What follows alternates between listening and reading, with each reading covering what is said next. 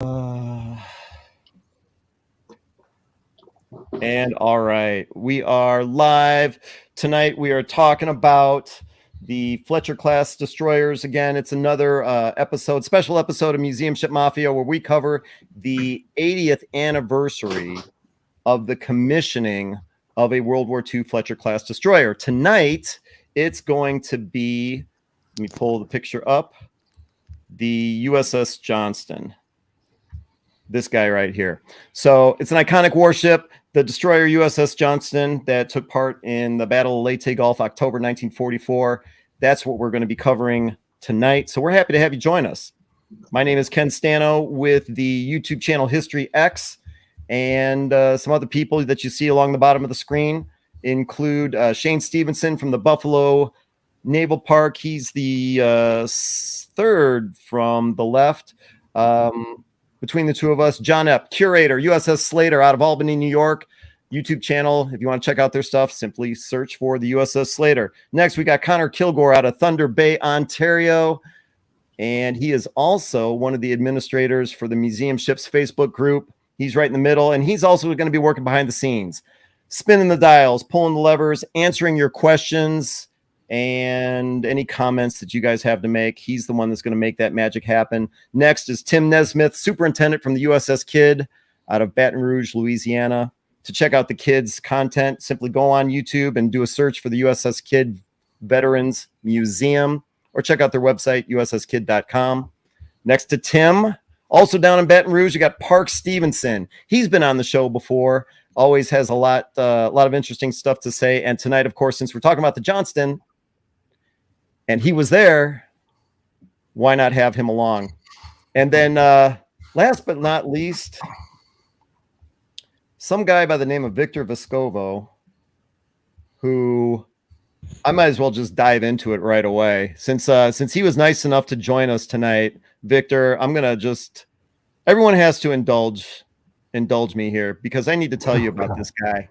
Victor Vescovo out of Dallas, Texas, went to attended Stanford, got a master's in MIT and an MBA in Harvard. So there's some intelligence there. Served 20 years in the U.S. Navy intelligence, retiring in 2013 as a commander. And he's completed what's called the Explorer's Grand Slam. Now, what is that? The Explorer's Grand Slam essentially means that he's reached both North and South Poles, as well as the highest peaks on each of the 7 continents, including in 2010. Yes, he summited Mount Everest, so Earth's highest point. Taking that a step further, and I find this really interesting, he's also been to the deepest point in each of the world's 5 oceans. 2019, Challenger Deep in the Mariana Trench took him almost 7 miles under the water. And then in 19, also Guinness Book of World Records listed him as the one person who has covered the greatest vertical distance on our planet without leaving the surface, meaning that he's gone 65,000 feet from the bottom of the deepest point in the oceans to the highest point, Mount Everest. That's a little over 12 miles or 20 kilometers. But of course, it didn't end there. So that's him on top of Mount Everest. He's been diving all over the place, like I just mentioned. But like I said, it didn't end there, because in 2022, this guy actually flew to space aboard the New Shepard rocket in the Blue Origin capsule. So with that being said, and he went to Baton Rouge. Oh, he's what? And he went to Baton Rouge. Oh, that's good. That completes the whole thing. There you go. So, Victor, thanks for joining us tonight. Welcome to our broadcast. No, thank you very much, and thanks for the kind intro. I didn't expect that. Well, there's an asterisk with each of those things, though, I got to say. I mean, no 10Ks, no half marathons? No, I've done some marathons and 10Ks and all that. This guy. All right. So happy to have you here. Thanks for joining us. But then let's get on to some of his other stuff. Maritime shipwrecks. Along with Park Stevenson, Victor escorted Parks down to the Titanic. I think it was 5 times. Is that correct? Our team dove Titanic 5 times. I dove it 3 times, and Parks was with me on one of the dives. Gotcha.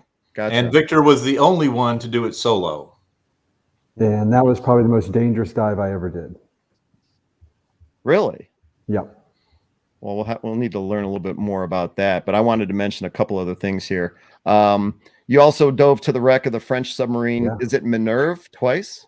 Yeah, the Minerve. Yeah, we dove that twice, and there was a bit of a mystery about why it went down. And this isn't a show about the Minerve, but I was able to take down a French admiral that actually commanded that class of ship. And within about an hour of surveying the wreckage, we pretty much figured out what happened to it. Oh, okay. So it wasn't even determined, or no one knew what happened to it until No, it just vanished. It was about an hour out of port out of Toulon, and in heavy seas, it just basically went under after everything was seemingly okay. So it was a big mystery, and they went down with all hands. But we found the wreckage. We were able to find the conning tower, and we were able to find, I'll go ahead and tell you, but it appeared that the snorkel had been snapped by being run over by a container ship, and it caused influx of water that was so rapid that they couldn't counterbalance it, and they went down, and then it imploded. Whoa. Okay. I'd never heard of the submarine Minerve until I actually started researching you. So that was in 2020 that you made those dives, correct? Correct. All right. And then in 2021, what we're going to be talking about tonight, of course, both you and Parks, your discovery of the hull of the USS Johnston, followed in 2022 by the discovery of the destroyer escort Samuel B. Roberts. And yes. I mean, all super fascinating. I mean, tonight we're going to be talking about, like I said, the USS Johnston. But I want to say that for all of you that are watching tonight, because we've got Victor on, because we've got Parks on, they were both there. Send us your questions. Connor in the background will sort them out, try and get them answered. So let us know what's on your mind. Real quick, just since you have that picture up, I do want to point out to people, if you look closely at the 40 millimeter gun mount on the right-hand side of the screen, you can actually see the shells loaded. That's not something you see on any of the museum ships these days. Yeah, I noticed that too. So for people looking at the screen, what Victor's talking about there, if you look at the top of the gun, a little bit to the left-hand side, you're going to see 3 white, well, for lack of a better word, white dots, and that's the ammunition he's talking about. It's so there was live ordnance on that ship. There were depth charges.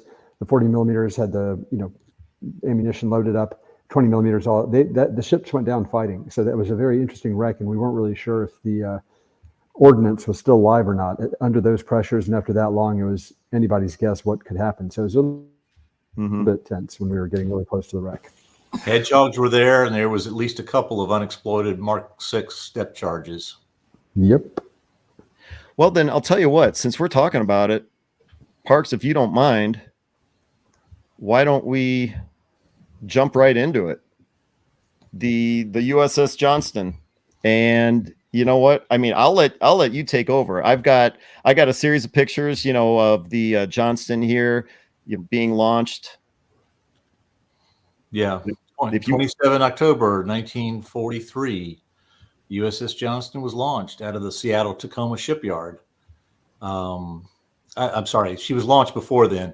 She was commissioned on 27 October, and that is when Commander Evans brought together a crew that brought Johnston alive. I know there's some people that consider birthdays to be the launch dates. In the Navy, we usually consider the commissioning date to be kind of the birthday for the ship, because that is truly the day when the ship comes alive. There's Commander Evans there. He was he's a guy who grew up in rural Oklahoma, and part of the oh gosh, this is where my words are failing me. Anyway, he enlisted in the Navy. Got a commission to the United States Naval Academy, and then was in a destroyer when in the South China Sea when the Japanese attacked Pearl Harbor. His ship, the Alwyn, was involved in some joint expeditions against the Japanese early on, tasked to protect the British ships Repulse and Renown from the Japanese, that they were unsuccessful in that, and Alwyn had to basically flee from the Japanese onslaught.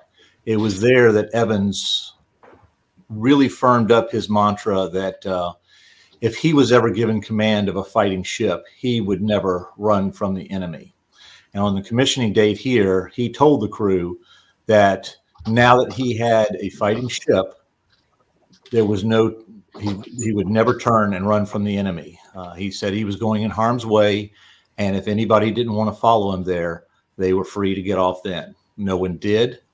And just short of a year later, it would become clear that he meant what he said on that commissioning date. Now, go ahead. I got a quick question here. So, I mean, Victor, was it always your intention to go after the Johnston, or was this kind of like a fun to do? You know, we're in the area, we're going to look for it. How does that work? How did you guys, plan this? Well, one of the nice things about developing and diving this submersible that could go to any depth repeatedly was that it opened up the whole ocean to us. So there were many different things that we were doing scientifically in terms of marine biology, marine geology, but also marine archaeology. So to answer your question, we were trying to go to the bottom of all 4 of the world's 10,000 meter trenches, the Challenger Deep being, or the Mariana Trench being one of them. But another one that had never been visited was the Philippine Trench, just to the east of the Philippines. And there's a little over 10,000 meters. So there was a scientific interest. So we had an expedition going there. But then I realized, of course, given I love studying military history, that that was the scene of the battle. And I had heard that there had been an expedition by Robert Kraft to find a Johnston, and their underwater drones on 6,000 meters. But they had found some wreckage that they suspected was the Johnston. So that was a nice confluence of events where we were in the neighborhood, so to speak, doing a scientific mission. We knew generally that there was some wreckage down there, but the main hull had not been found. And yet we had a submersible that was capable of unlimited depth. So we had the right tool and we had the right opportunity to maybe find the Johnston. So I added on to the back of the scientific expedition. So yeah, so these images here are from that expedition. They found, like you said, they found bits and pieces, but they never actually found the hull. And if I understand, or if I remember correctly, I think there was a problem with their ROV and they couldn't go any deeper. But it's not really a problem. It was designed that way. It was only designed to go to 6,000 meters, and they went down just a little bit below that, and they saw a kind of trench dug in this slope where they found the wreckage. So there was a pretty good suspicion that there was a larger piece of wreckage down below, but the ROV by design couldn't go down any deeper, or they would risk having that very expensive piece of equipment implode. But I imagine they didn't share much in the way of information with you. So you unless I'm wrong, you guys probably, Parks, you had to do some detective work to figure out where to look, right? Yeah, we had, excuse me, myself with Anthony Tully and Rob Lundgren had reworked the battle tracks of the battle using American and Japanese resources, cross-checking between the two to try and identify where the ships were in relationships to each other. The problem with that is then we had a map of spatial relationships between the different ships, but we didn't know where that map was anchored. So when Vulcan found the debris field, they thought it was either Johnston or Hull, a sister ship to Johnston, which also sank that same day.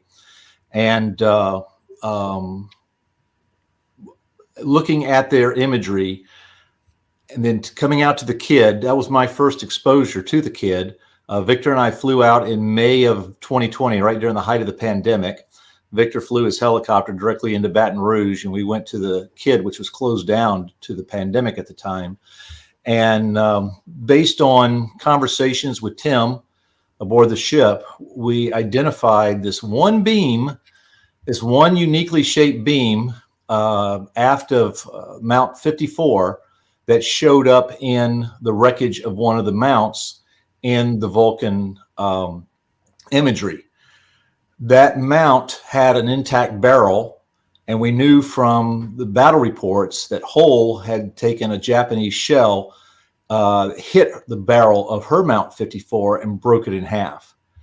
And once that was identified, we knew that we had Johnston. Then other clues would come up too. There was some wreckage with navy blue 5M paint.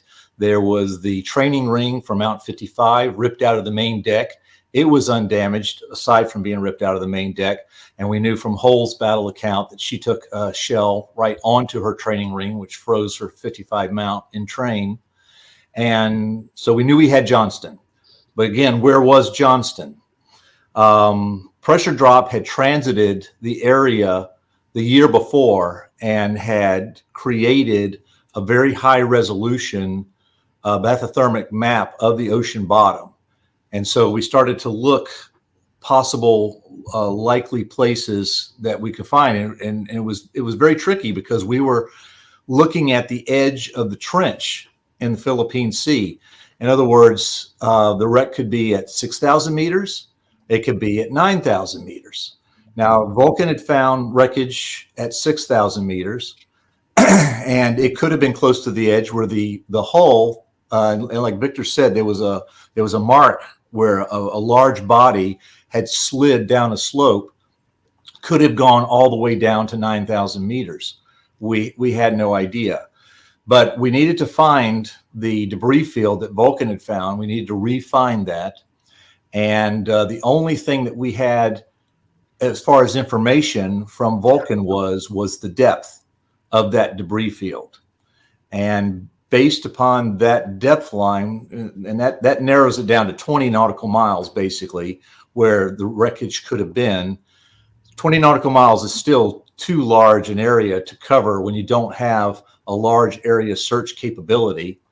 And a little bit of history, a little bit of information from Vulcan, but then a whole ton of luck put us where we would run across, where Victor would run across the edge of the debris field on the third dive, and from there found the mark, the slide area down the slope, and pressure drop was able to go down the slope, and then Victor saw. Yeah, I'll let Victor take it from here.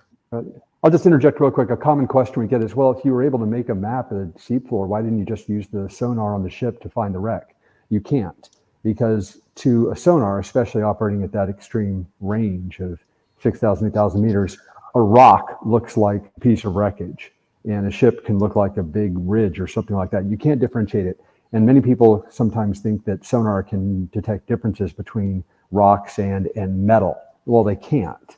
They're just bouncing sound waves off of anything.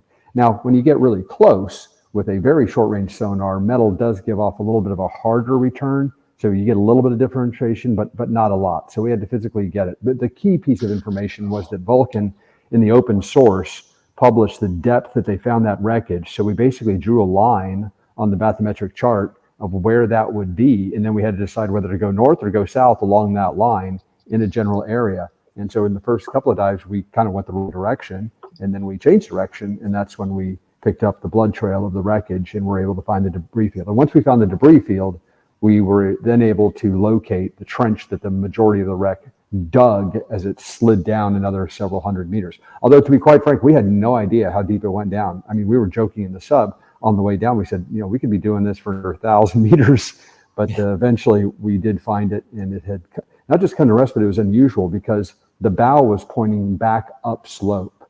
So Parks and I have gone back and forth on how that could be. Did it slide down backwards, or did it slide down bow first, which it looked like it did from the type of the trench that it cut, and then when it kind of got a little bit shallower, maybe it pivoted 180 degrees, had a lot of energy. I don't know. But what I do know is it was amazing going down this trench, going down the ravine where the ship had cut, and then seeing it front on. The first thing we saw was the bow. And so the very first thing that we did when we were almost out of power, we'd been down there many, many hours, was let's get to the bow. Can we see the number and get a hard confirmation that it was the Johnston? And it was. So we only had we were only able to do one circuit around the ship in about 20 minutes before the batteries were just completely done on that trip. So then we came back up, but we had hard visual identification of the wreck. And then we recharged the submersible, and we went down a second time to survey it. And I did that with Parks. But since we generally knew where it was, we had a lot more time on that trip. So we made 2 dives to the Johnston, the discovery dive, which was very brief, and then a survey dive with Parks. And to show how difficult it is to find a wreck in the deep ocean, even though they'd found the Johnston the day before, it still took us an hour to re-find it the next day. Yeah, the ocean is really, really, really big.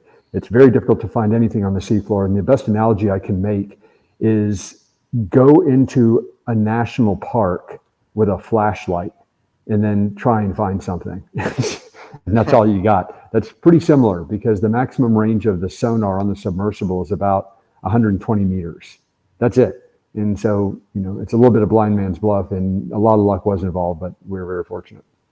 And Johnston was shielded by the topography down there. One of the reasons why Vulcan never picked up the main body, either optically or on her sonar.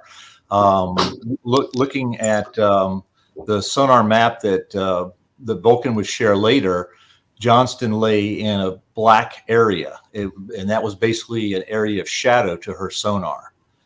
They never picked it up on sonar. Yep. When you pick it up one day and then you try and go down the next day and you can't find it and you're spending an hour looking for it, doesn't that create a certain level of frustration? Or you think? Well, I guess I'm trying to put it nicely. Here, let me put it this way. If me and Shane were in his car and we were trying to find a restaurant, I would immediately get frustrated at Shane if we couldn't find it. Well, no, you just have to be systematic. I mean, at that point, we knew exactly what depth the main wreck was. So we just had to get back to that elevation and then, work the line. But the issue that you have, especially when you're diving down to, that level of depth, 6,000 plus meters, you drift. And at that point in time, we weren't able to really identify where the sub was when it was on its way down. So it's like parachuting out of an airplane and you're at 20,000 feet. The wind's going to carry you. So where you land on the bottom isn't necessarily where you started. And so then you've got to kind of backtrack and then try and figure out which way is north. As Parks heard me say any number of times on any number of my dives, things can get very confusing down there when you're at the ultra deep levels. This is not like going on scuba where you've got light, where you kind of know where you are. There's not a lot of drift. It took us 2+ hours to descend to that depth. That's a lot of time, and some of those currents are strong. What do you talk about? Or let me ask you this. What's it like being in a submersible with Parks? You become a very good listener. Got it. So you guys are imagine being trapped in a small room with me for 8 hours. Yeah, and it's I don't have to imagine. Are there 2 or 3 people on board? The 2 people, pilot and a specialist. So just 2 people. Right. It's like sitting in the cockpit of a business jet. It's okay. Compact, but it's not uncomfortable. You can't stand up, but you can crouch, and it's reasonably comfortable. It just gets cold. People don't realize that you're in a titanium ball and it's freezing in the deep ocean. It chills it down. And then people say, well, why don't you just put heaters in there? Well, the issue there is that they have to be electric. You're not going to have an open flame, and they're very inefficient. And so that would rob a lot of power from the batteries that you want to use to actually power the thrusters to cover more ground. So you just bundle up, but it does get a little bit cool in there. And your toes get frozen.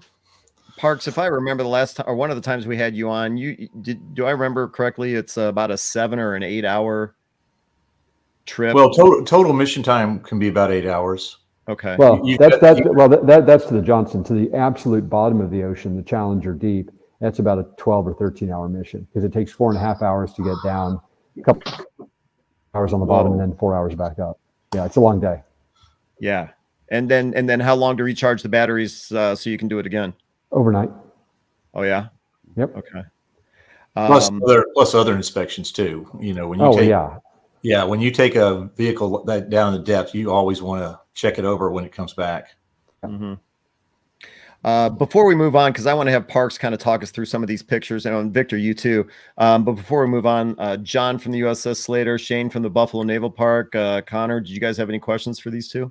Did you find any life down there? Any fish, anything like that? Well, there's microscopic life, but what was interesting when you go to Titanic, which is about 4,000 meters, there's a lot of life on the ship, a lot of incrustations, because there's still some oxygen at that level. When you get down below past 5,500 meters and definitely below 6,000 meters, most of the oxygen is gone.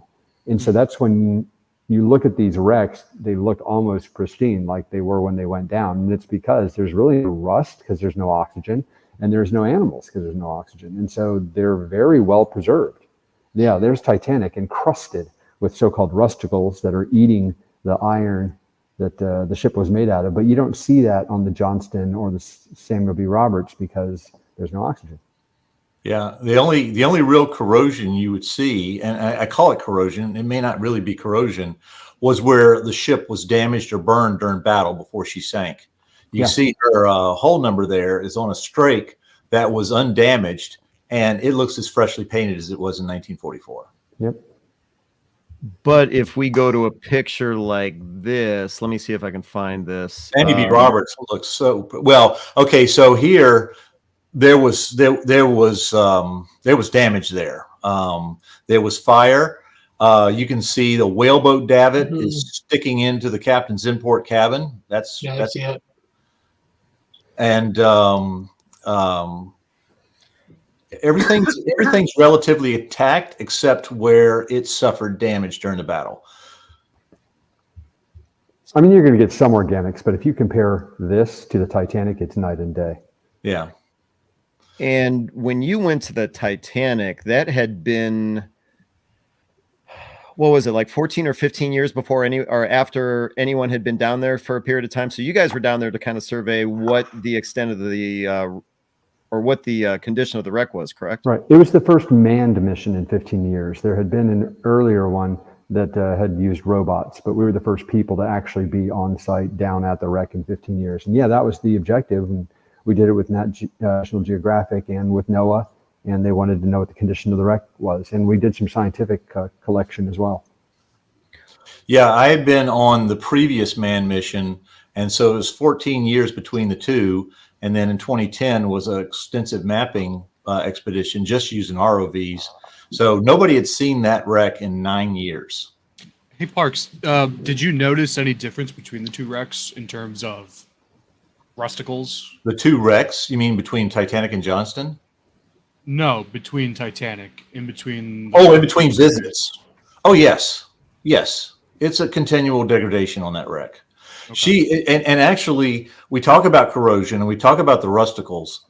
I actually think that a lot of the damage on Titanic is more due to erosion. She's at a confluence of the Gulf Stream and the Labrador Current, and the currents can be very strong at times.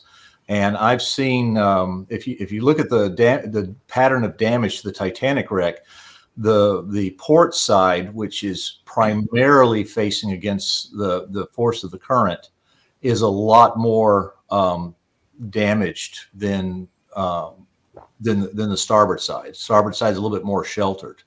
The steel in the deck houses have been over time worn down to where they're paper thin. And I remember lifting off the wreck in 2005 and going past a portion of the grand staircase overhead that had been, 3/8 inch steel, I believe. I forget. But it was fluttering like gauze in the current. It had become that thin. And that's where you start to see this progressive collapse in the lighter steel of the deck houses.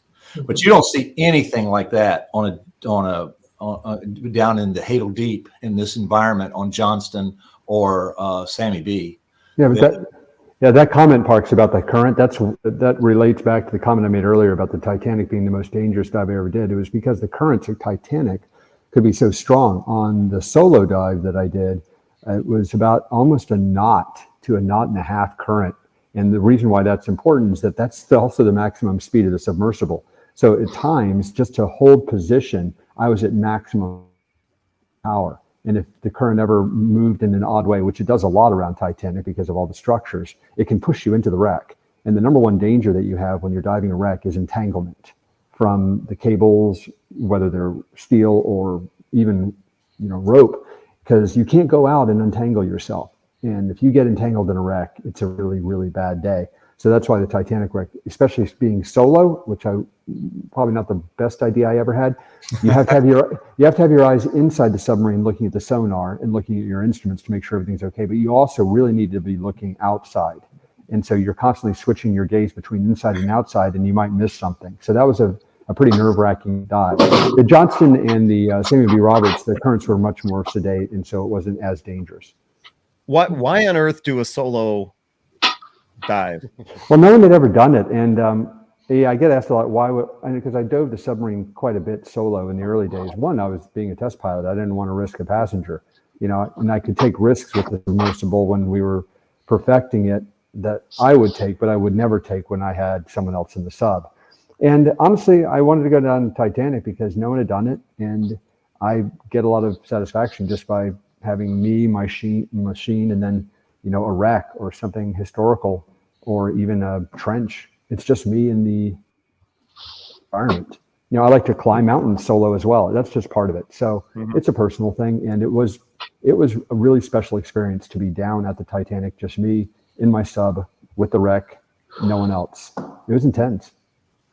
When you built the submersible, or when you had the idea of building it, was it to look for shipwrecks? No. Or was it to get to the bottom of the 5 oceans?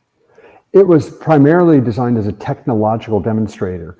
Before we built and started diving the submersible limiting factor, only 2 missions had ever gone down to the bottom of the ocean, and neither of those submarines, the Trieste in 1960 and James Cameron's Deep Sea Challenger in 2012, they never went down again. In fact, the Deep Sea Challenger never dove again at all. So it was a big deal technologically to build a vessel that could repeatedly go down to the bottom of the ocean, which basically means you can go anywhere on the seafloor, but also make it very reliable where you could dive it every other day. That just hadn't existed before. So it was really a technology demonstrator that we also packed in a lot of scientific capability, because it was meant to be a scientific tool. It was not designed as a wreck finder, although it's so capable that was just something that we were able to do. And given that I'm a big fan of military history and I'm a former naval officer, those missions came later saying, hey, that would be another thing to show the capabilities of this system. We can find deep ocean shipwrecks. Yeah, not to denigrate limiting factor in any way, but it's obvious that she's not the ideal shipwreck analysis machine. She was obviously designed to go to the deepest part of the oceans, and her viewports are set up that way. Everything about her is set up that way.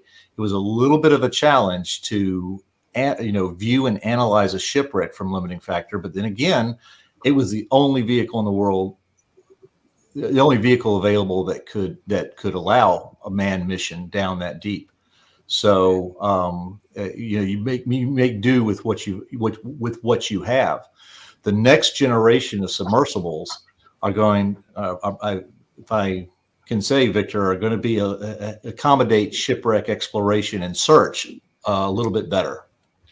Well, yeah, I'm trying to design the next generation submersible that will be even more capable than the limiting factor. And we learned so much in deploying that one for 4 straight years that yes, there would be enhancements to the submersible that would make it a much, much more capable wreck finding and wreck surveying device, along with being able to do even more science with better cameras, with wider sonar, longer range sonar, all sorts of things that we can do to improve it. But other people ask, why don't people just use ROVs to go down and look for these wrecks? They're cheaper. And well, the issue is they can't go that deep because they have to have a cable attached to them for communication and power. That's a long cable. We're talking like 4 or 5 miles, and it now becomes a really expensive piece of kit. So there are actually technical limitations to having ROVs go down below 6,000 meters. Well, then people say, why not just use, AI or autonomous machines to go down and survey these wrecks? Well, when you're going down and you want to get up close to get really good pictures of a wreck, machines aren't really good at that. Humans are. We're really good at dynamically assessing a situation and not running into it or getting blown up by some of the munitions on board. So there are missions that are best suited to a human occupied vehicle, and diving these really deep wrecks, it happens to be one of them. Mm-hmm. one of the questions that I had a while ago when Parks had been on with us before was, it seemed like this was the end of the discoveries, when it came to the Samuel B. Roberts.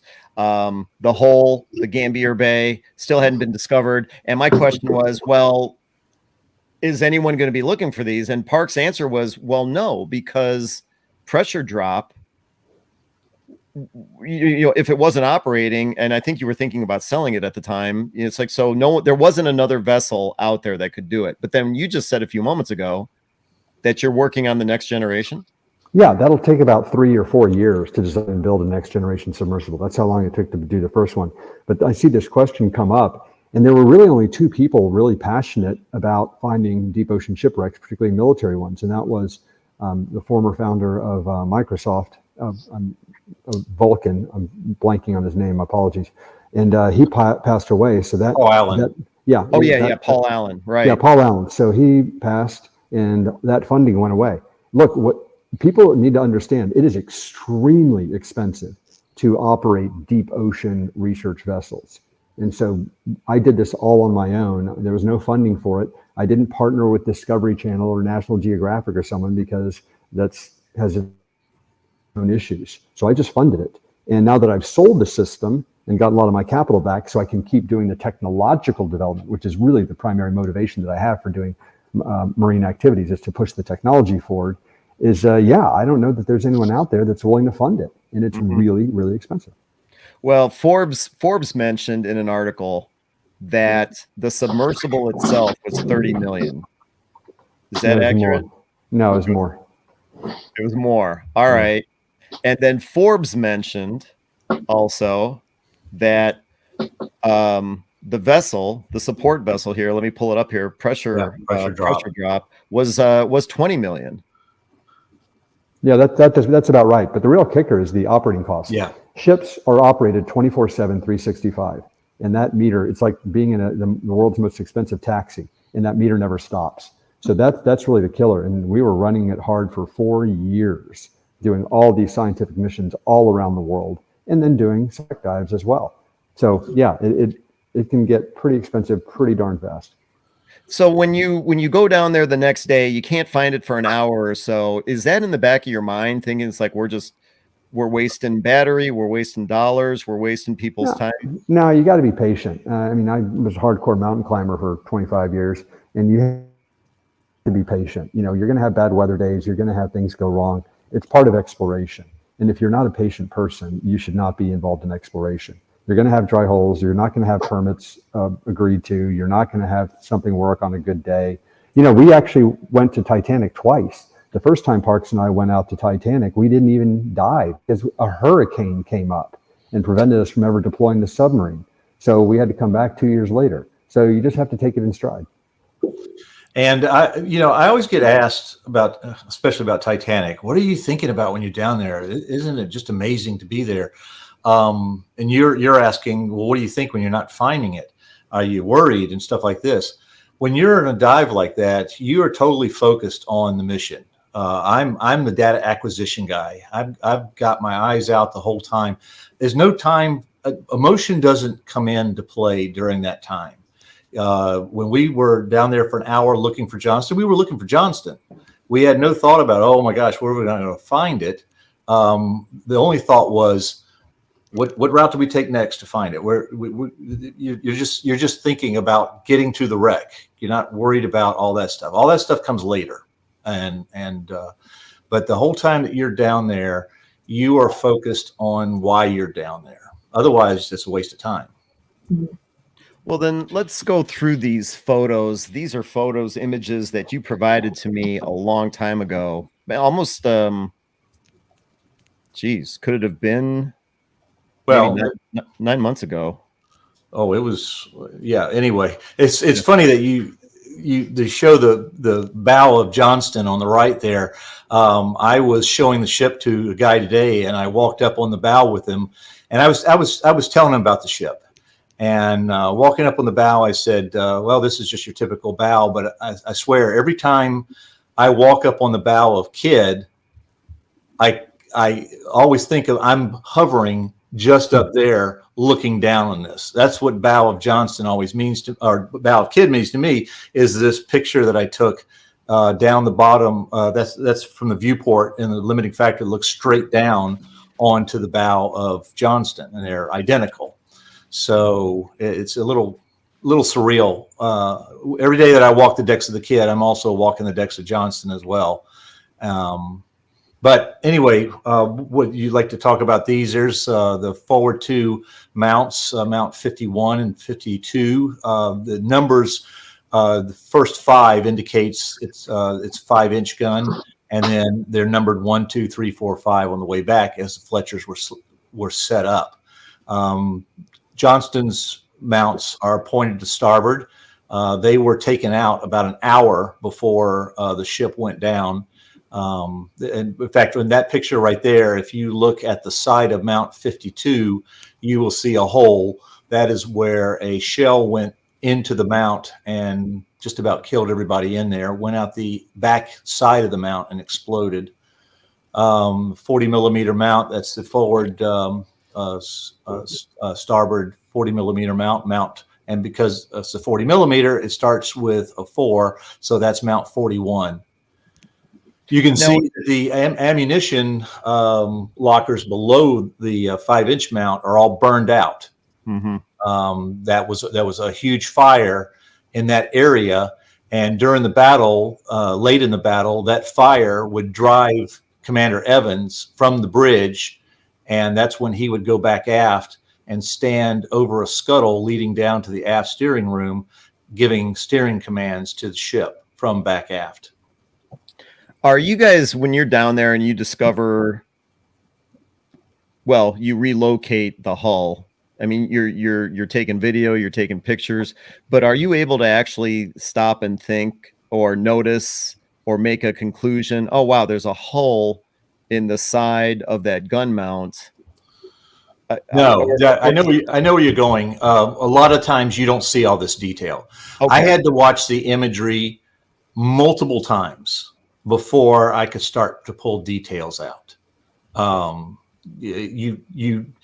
You try to get as much as you can when you're down there, but you can't see everything all at once. Well, you see the big stuff. Like one of the first things I was curious were the torpedo tubes on the Johnston, and they were all empty. So when people said they shot all their torpedoes, yes, they did, because they were indeed empty. Or when you were looking at the wreck of the Samuel B. Roberts, yeah, it got hit by a huge shell that shattered the back, because we saw the back part of the ship broken in half.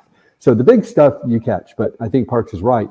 You know, you go over this imagery that the sub takes over and over and again, and you start noticing little details. And that's why it was frustrating being the pilot of the submersible, because you wanted to get really, really close to get detail. But the closer you got, the more danger you were putting yourself in, because there was the risk of a sudden current kind of pushing you into the wreck. You do not want to touch the wreck. And there was, as I mentioned earlier, live ordnance. So, these things are unpredictable, and no one had ever been there before. So you don't know what surprises they hold. Well, and when you look at this picture here, you're pretty damn close to the wreck. I really wanted to get a good picture of the number and just see what kind of erosion it had. And you can just see after 80 years underwater at 6,000 meters, it's bright as maybe when it went down. So yeah, there were a couple of times where I said, screw it, I'm going to try and get in really, really close. That'll buff out. Yeah, we got some areas on the Kidd that are in worse condition than that, but we're going to dry dock soon, so we'll get it fixed. This is the starboard midships 40 millimeter mount. This is a mount 44, and it's we can see where the gun's pointed aft, and just below where the guns are pointing aft, you can see what was the 40 millimeter ammunition locker. A shell went in there and just blew it out. This evidently happened late in the battle when Johnston was surrounded by Japanese destroyers who were just taking pot shots at her, because we don't have any evidence that there was a huge explosion here at that, when people were giving eyewitness descriptions. The amidships mounts were taken out at the beginning of the battle when one of Yamato's shells went into the aft engine room and aft boiler room. and blew debris up the number 2 stack that fell onto the two 40 millimeter mounts on either side, and basically took them out of the action. Although when you have a destroyer going up against 4 battleships and 6 cruisers, there's not much that those small 40 millimeter and 20 millimeter mounts can do. In fact, it's almost not much that a 5-inch mount can do. This really highlights the mismatch of that battle.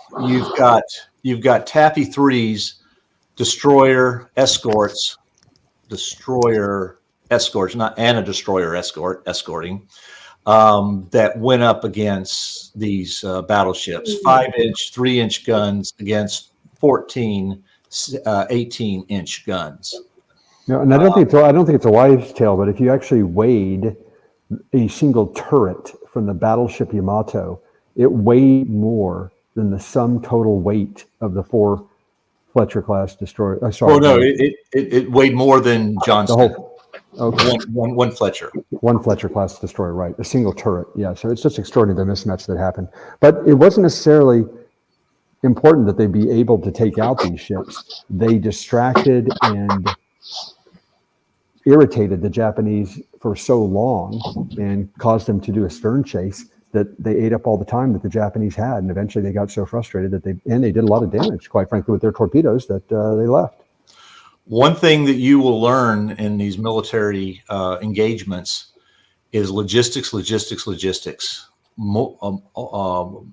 of the time, logistics will determine the success or failure of a battle, or at the very least, a campaign.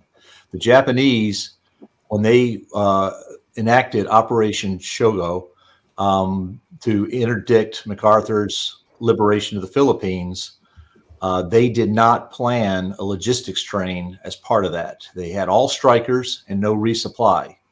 So when Admiral Kurota came through the San Bernardino Strait on the morning of October 25th, 1944, he was expecting to have a clear run down to Leyte Gulf beachhead, where he would shell the beachhead with the big guns that he brought with him. He did not expect to see a task force in front of him.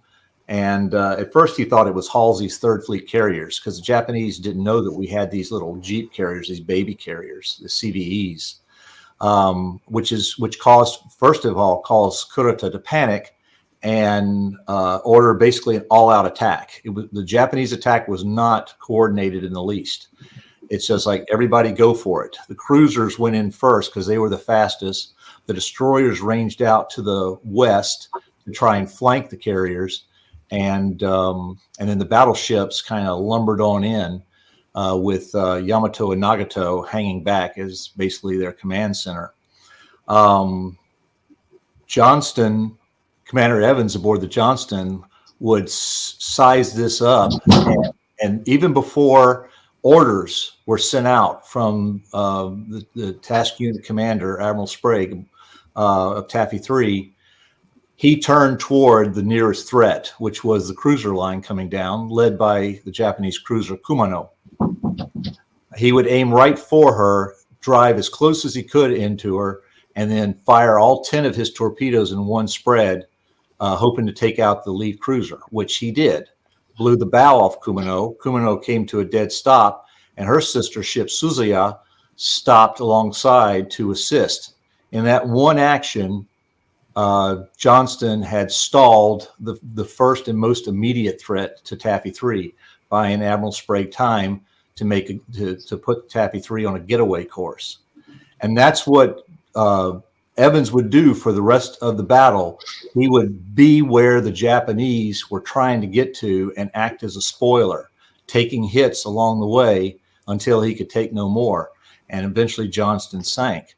But what he did was he chewed up time. He chewed up the Japanese fuel and ammunition. And at a certain point, Kurota had to say, I have no resupply. I've expended this much ordnance, this much fuel. I can't really complete the mission as we planned. And he did a recall, and the Japanese turned and retreated. So like Victor said, Yeah, destroyer, Fletcher-class destroyer against a bevy of battleships and cruisers and destroyers can't slug it out gun for gun, but Evans beat the Japanese by eating up their time and their logistics. When you talk about the Titanic, everyone talks about the shoes, the pairs of shoes that are left behind. You know, there's all kinds of evidence of the passengers and crew. What evidence did you guys find or notice that you can share about the crew on the Johnston? Nothing.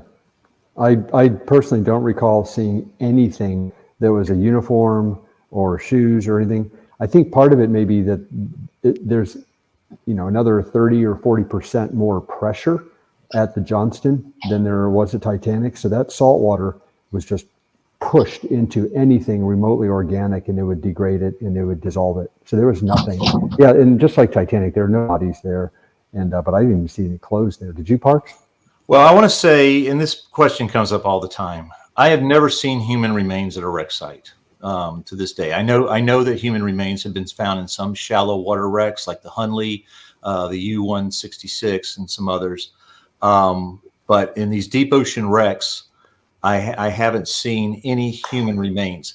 In Titanic, you mentioned the shoes. I actually argue against a lot of it. Most of the examples of shoes I see are not actually in a natural position. And you got to realize Titanic was a passenger liner who had a lot of luggage. That stuff all spilled out in her fall to the ocean floor.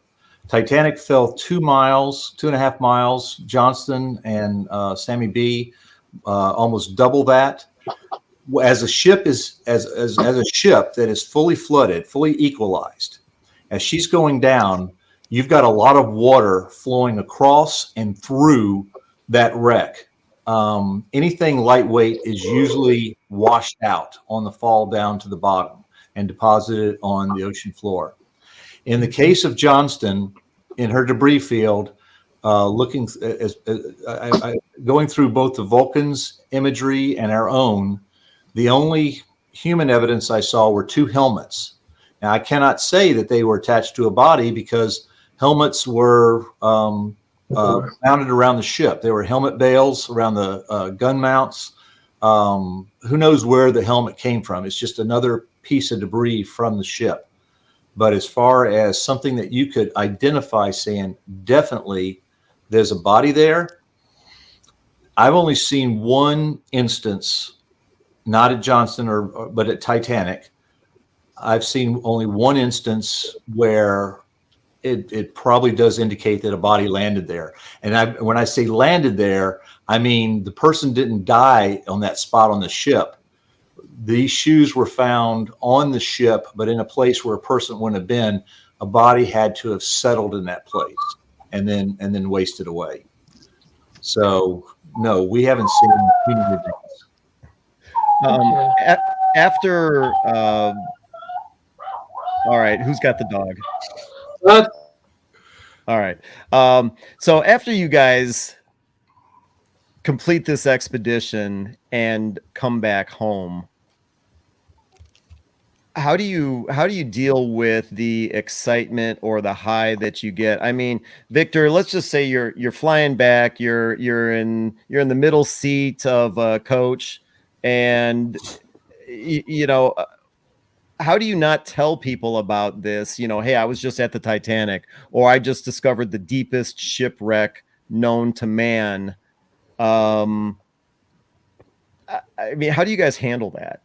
Well, I mean, when we discovered the Johnston and then the Sammy B. Roberts or any other major discovery, including scientific ones, we could actually broadcast the ship. We were able to get media material out, and it was widely covered. In fact, the largest number of views that we had on our YouTube channel, Caladan Oceanic, was from finding the Johnston and the Samuel B. Roberts. So we got it out there. But the other part of your question is like, how do we personally deal with it? I think I just got to take it in stride. I mean, people usually don't believe me, but I don't do this to be famous or to go, oh, look what I did kind of thing. I do it because I really believe and enjoy executing the missions and pushing this technology that we did. Now before we started diving this vessel, there had been 2 trips to the bottom of Challenger Deep, and only 3 people had ever been there.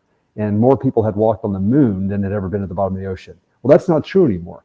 We've done over 25 missions to Challenger Deep, and over 20 people have been down there now. That's to me the legacy I want to do, which is pushing the technology forward. So along the way, having some great missions like finding the Johnston or going to Titanic, yeah, it's great. If people ask me about it, I'll tell them all about it or give an interview like we're doing here now. But it's not something that really drives me.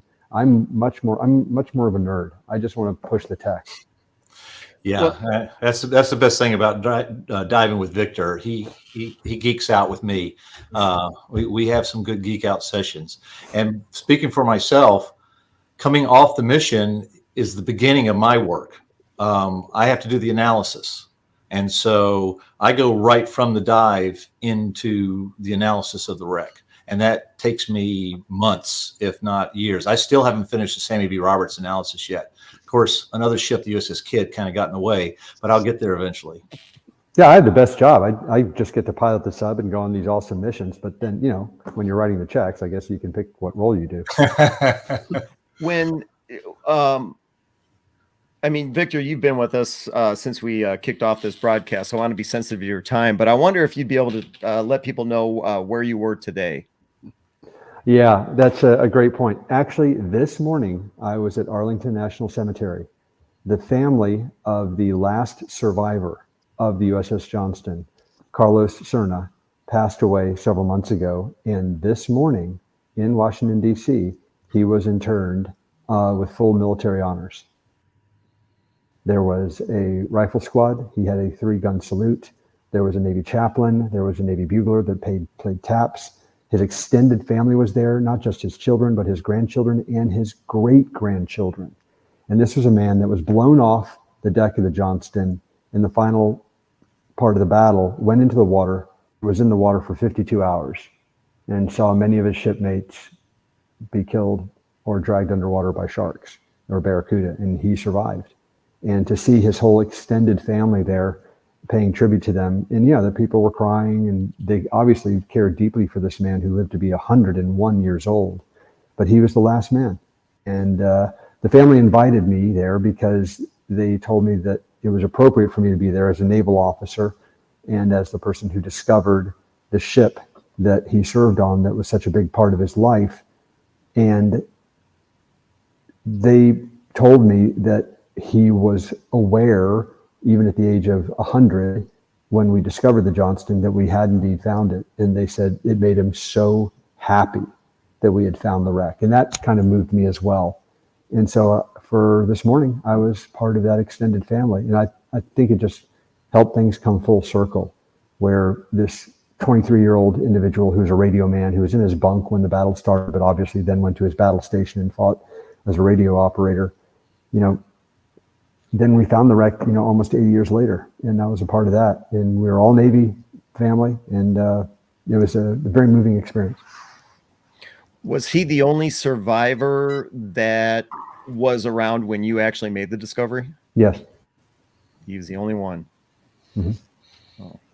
And I did actually speak with him on the phone, but he had a hard time hearing me. He had a hard time understanding what I was saying.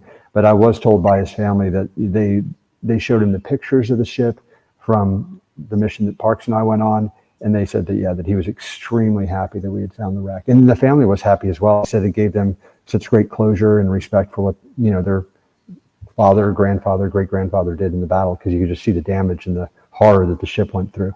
And that, I think, touched a lot of people, because that was the best thing about finding the Johnston and the Sammy B, was it gave us this incredible opportunity to retell the story of that battle and what these incredibly brave young men, many in their 18, 19 years old, did in this battle.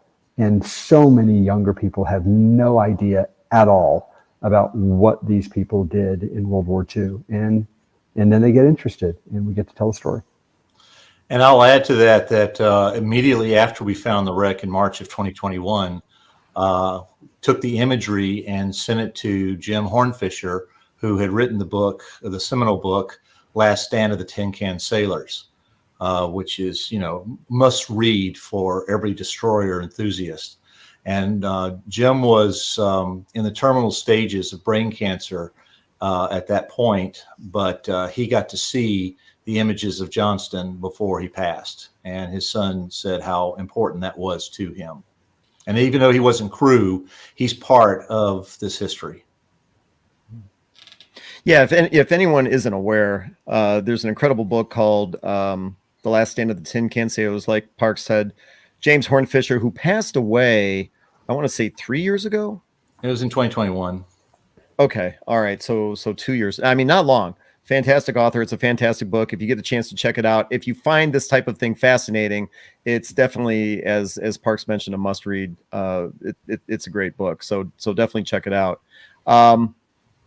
Victor, so before we let you go and talk behind your back, what By all means. yeah, oh, we will.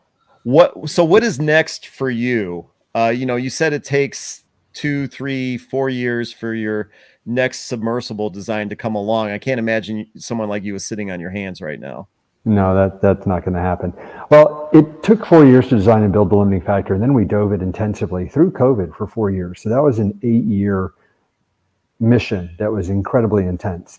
I do have a day job. I'm a private investor in industrial private equity. I also do venture capital. So I'm kind of focusing on that. I just started my own investment office in the last 6 months.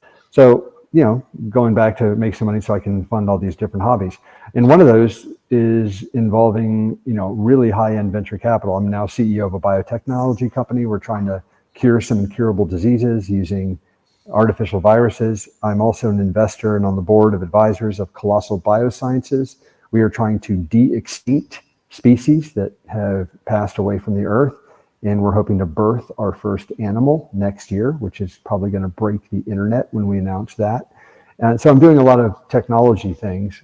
And in the background, I am indeed wrestling with all the trade-offs involved in submersible design to try and make it more affordable, but also more capable, just as safe, and all those other things. But, I still fly a great deal. I'm pursuing some technology initiatives in aviation. So, yeah, I'm keeping busy.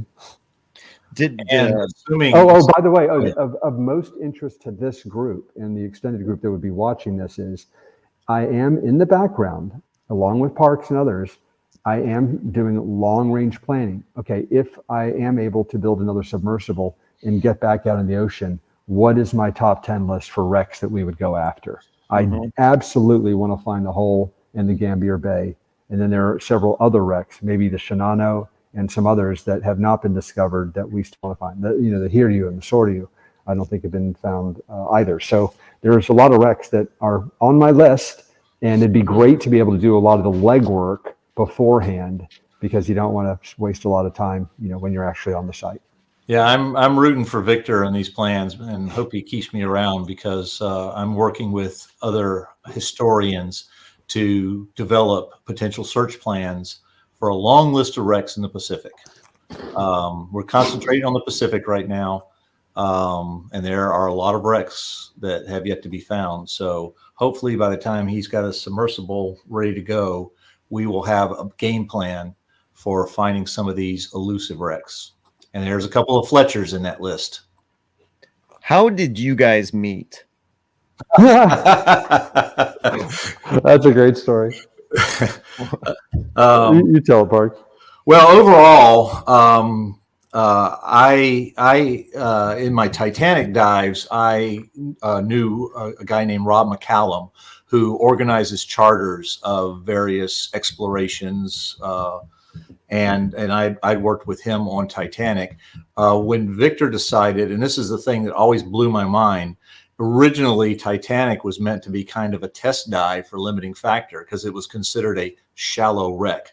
For someone who's always thought of Titanic as being really deep, to Victor and his team, it was a relatively shallow wreck.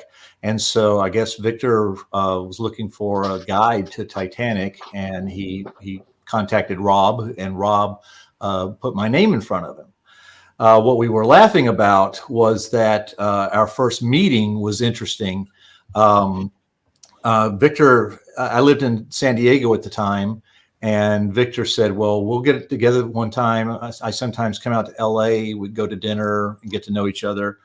And then I happened to mention that I was going out to Chicago. My wife had worked for a couple of years out in Chicago, and she got tired of that. And so I was moving her back to the LA area, and decided that we would take Route 66 from Chicago to LA, do the entire Route 66, which I've always wanted to do.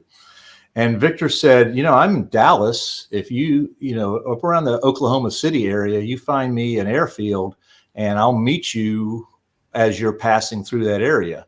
And that's exactly what happened. In the middle of nowhere, just west of Oklahoma City, there was this little used airstrip, no control tower or anything, about 3 hangars there, one of which had a couple of World War II warbirds in. So it's obviously an enthusiast type of airfield. The day that Victor came out, there was nobody at the airfield. But we came out, met Victor, who flew his helicopter in, landed it in the field, and then we went to a Denny's in somewhere in the middle of rural Oklahoma and planned a Titanic expedition. And then I took him back to his helicopter. He flew away, and then we continued on Route 66. So How long ago was that? that was 2017. 2017, I believe. Yeah, Oh, wow. Okay. 2017 or 2018.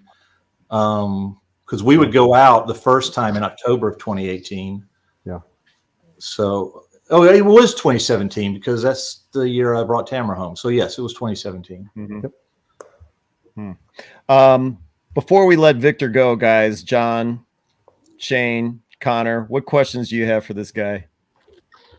I do have one, if my mic's working all right. Your mic is fine. Go All ahead. right. I noticed that in all the photographs of Johnston, it's always photos of the bow or just behind the bridge, midship with the torpedo tubes. Is the stern gone from the wreck? Yeah, Is it's pretty much. That's where most of the debris is that Robert Kraft and his team found. We believe that a lot of that was just blown out. I mean, you see a lot of the engine room components. The aft Okay, yeah, mounts because were up above. So we Okay. only the Johnston we found the front 2/3 of the ship. all right. Well, yeah, I was just kind of curious because I had noticed that I was just on the Sullivans less than a month ago, and it was just interesting just realizing, oh, there's no pictures of the stern. So I guess, yeah, that answers my question. Yeah. All So right. what I've kind of deduced is that in the first salvo that hit Johnston, 3 18-inch shells from Yamato hit her amidships along the port side, and those hits deeply wounded Johnston at the time. But I believe that they basically started in motion a series of failures that when Johnston sank and hit toward the bottom, she actually broke in half where Yamato's shells had hit her. 2 of the shells of the three shell salvo were in the stern section. The only one visible on the forward 2/3 of the wreck that we found went into the deck house there and exploded down in the boiler room. You can just see where on the wreck on what's remaining, you can see the strakes on the port side bent outward. So when she broke in half, she broke port like this, and then it tore loose. And at some point after that, I speculate, based on the damage of various debris found in the debris field, that possibly 2 of her depth charges went off. One back in the storage racks on the stern, which appears to have just literally shoved the emergency steering room out the bottom of the vessel. And then the other one was on the starboard side in one of the K-gun racks. So the reason why the stern is so, it's just in pieces. It's just little twisted, burned pieces, I think are because of deep inadvertent detonation of the depth charges. And this kind of goes along with what Victor was talking about earlier about how you got to be careful around these wrecks. We've seen depth charges unexploded. There's one famously imaged by Robert Ballard in the vicinity of the Yorktown wreck, And then when we got to Sammy B, there's at least 2 intact Mark 6 depth charges still in our K-gun racks. So they don't always explode, but then they do explode. So you never can predict. I don't think we can understand. I've read the manual, I've looked to see how the Mark 6 depth charge explodes. There are physical limitations preventing the trigger from setting off the detonation, but somehow something evidently did blow Johnston's stern to pieces. Yeah, Well, thank you we very know that much. She was, we know that she was intact during the battle, right? Because Evans was standing there, as you say, barking orders down the hatch to the after steering compartment. So it's stable and secure, like while the battle's going on. Yep. Yeah, something happened though. If you look at the debris field on sonar, and it is a widespread area. So something happened above the debris field that caused a pretty cataclysmic event where you spread some really heavy wreckage over a pretty wide area, but the front 2/3 of the ship remained completely intact, hit a slope and slid down. So I don't know what happened, but something did. And it's interesting. If it breaks off, you have that. If it breaks in half, now you're having all that pressure building through the stern as it's going down, creating air bubbles. It wasn't quite. We keep saying it broke in half. It didn't break in half. It broke in the back third broke off. So 2/3 of the ship were still intact. So there was a much smaller piece. So maybe it was like the Titanic stern where the back third got separated and then it was just spinning, throwing debris randomly like the back of the Titanic did. Yeah, it's interesting that the debris field is in it's an oval. It's an oval, but it's oriented toward the southeast. And then the main body, the Johnston, slid in basically a slightly northwestern direction. So the direction of the debris field and the direction of the main body of the wreck are crisscrossing. They're different. It's very interesting. So they did separate in the water column after she sank. Yeah. There you go.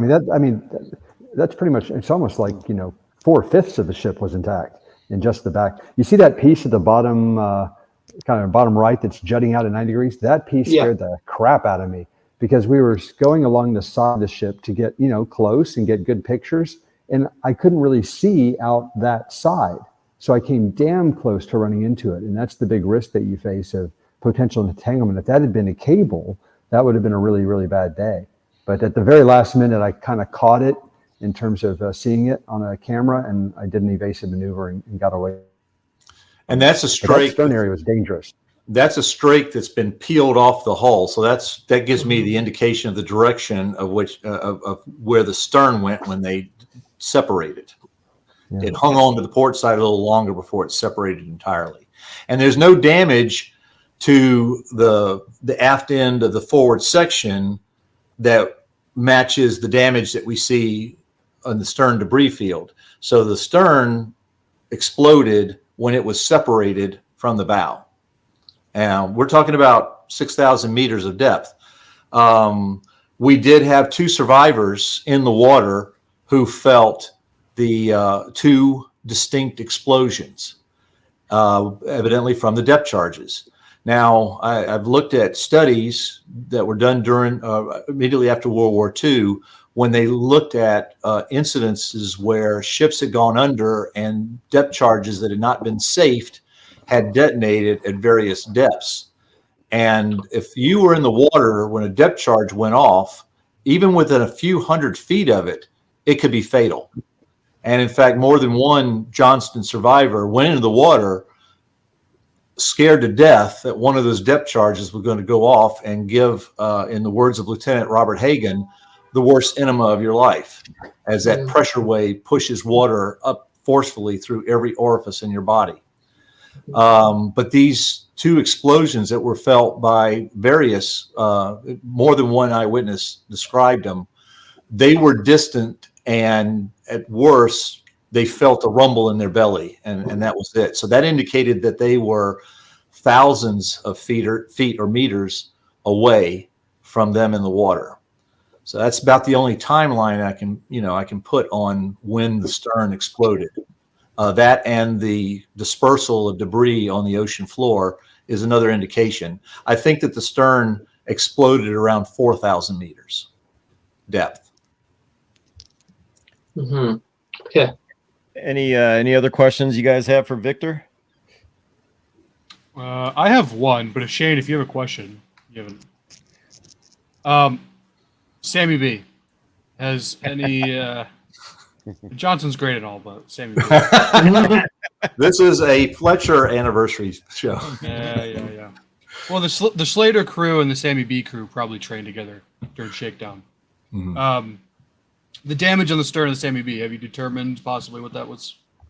Oh, I'm convinced just by looking at it that it got nailed by a big battleship shell. And it so? What's amazing about the Sammy B is that he held together. You know, I mean, it was cracked, but it was still barely connected. And she went all the way down the water column to 6,800 meters. And then she impacted the side of a slope, which also made her hard to find. But the stern was right there. Unlike the Johnston, it didn't separate and disintegrate. The Sammy B was more or less together. Yeah, we didn't see the explosive effects of a depth charge going off on Sammy B like we did on Johnston. According to our track charts, it verified the common perception that battleship Congo, hit Sammy B with her 14-inch shells and tore her port side wide open. Yeah, but you can actually see that she bow planed in the water, because the first thing we saw was the front part of the ship, and you could see where it had crumpled from the impact hitting the side of the slope. And she imploded. Sammy B took no damage forward of the bridge during the battle, and so she obviously maintained her watertight integrity as she sank, to the point where her forward compartments all imploded.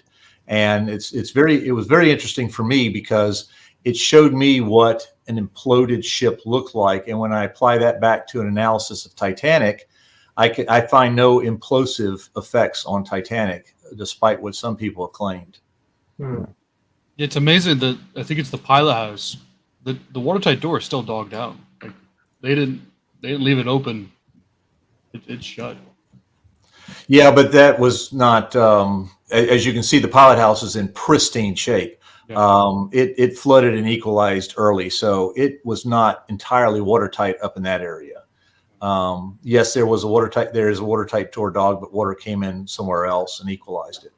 But in her bow, it evidently didn't get in anywhere until she reached kind of a crush depth, and then lost her watertight integrity up there then. So no, there's no still dogged down compartments in Sammy B where some poor survivor is still living on the last gasp of air. None of that. Those compartments eventually gave in and crumpled. Well, unfortunately, I didn't think to include any pictures of the Samuel B. Roberts, but Parks, what do you think of the chance that we could get this Victor guy back on with us to talk about the Samuel B. Roberts? Well, ask him. I'd be happy to. Yeah? Yeah, it would be great, because, I mean, if you're not aware, John is the curator of the USS Slater in Albany. So he's got a special connection to destroyer escorts. And we'd love to have you back on to talk about, well, I mean, the search for the Samuel B. Roberts, what it was like to find the torpedo tubes, all that kind of stuff. That was even harder, because no one had found that wreck before. So that was a fresh find. We had no guidance, and that was a different search, but we got it. Yeah. What were you going to say, John? The torpedo tubes, just that picture of them sticking out of the sand. Yeah, that was the first major piece of debris that I didn't find it. Actually, it was the second pilot for the sub, Tim McDonald, an Australian.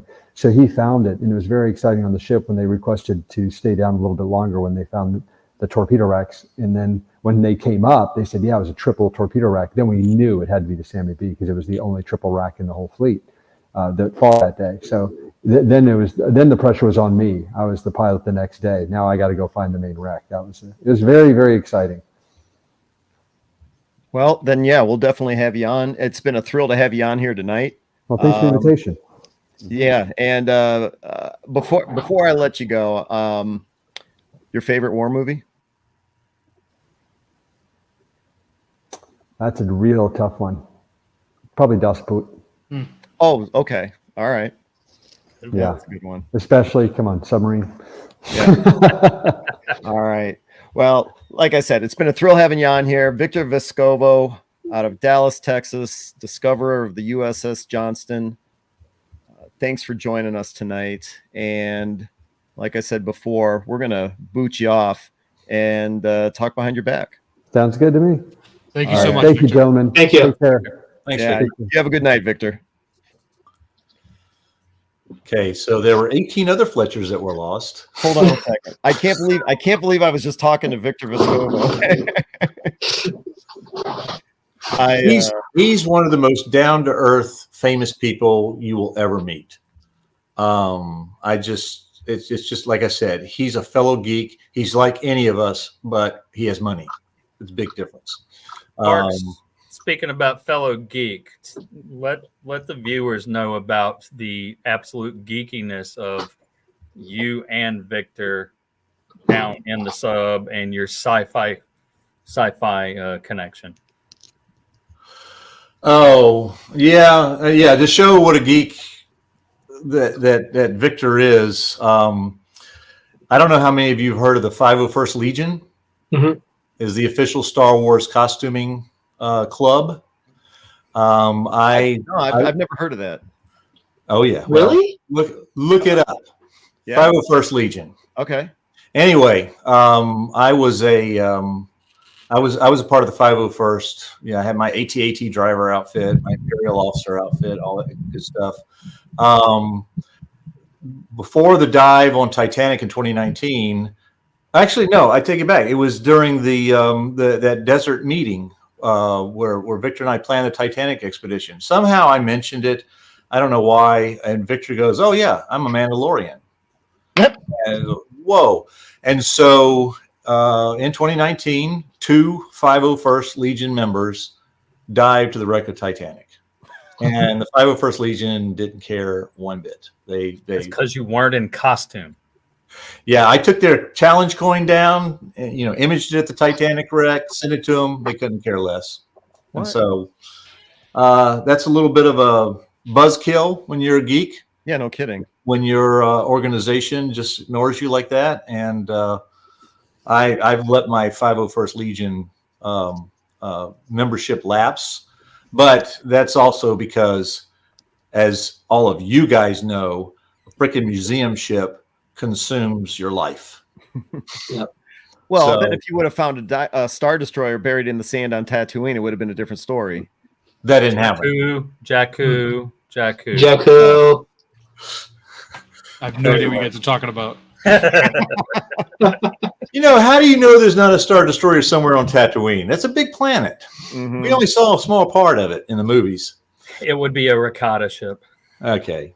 Yeah. Anyway. Yeah, I probably would. He's right. Okay. So I cannot hold a candle in Star Wars geekdom to my colleague Tim Nesmith here. Oh yeah. So Okay. I'm a films guy. He's an expanded universe and everything involved with Star Wars kind of guy. So yeah. Well, speaking of Tim, did you want to try and tackle the destroyers that were lost? Because I'm already looking at the clock. It's 20 after 9 on the Eastern time. What do you guys think? Do you? Or do you want to schedule it for another time? Shane? I don't know what that means. Like, to cover the other 18 that were lost, like to go into detail about how they were lost. Yes. we could What? we Like, could cover. Yeah. I mean, we don't have to cover them in detail, but we could talk about them overall. Yeah, Yeah. that would be good. I mean, I don't have. I think Tim has those stats, right? Yeah. Yeah, I've got some of them. Okay. Yeah, let's do it real quick, and I'll try and keep up with you. Actually, you know what? Here's what I'll do. That's Halligan. Wow. What happened to her? Hang on. I don't have this all memorized in my head like Tim. No, was that's all right. And I don't expect you to have it all memorized, but Yeah. the reason I say this, and I know we're already running way past time, but the photos that you sent me are amazing, and I want to make sure that they get shared Sure. Well, here, let me So back this up. is Oh, yeah. Halligan. Yeah, go ahead. And Halligan was on night patrol duty. And at some point, she was engulfed in this huge explosion, sent debris over 200 feet in the air and clouded her from view. And witnesses on nearby vessels, when they saw her emerge, she was still underway, but she was missing everything forward of her number one smokestack. The bridge was gone. Likely she struck a mine. She started settling forward. They evacuated her in about an hour.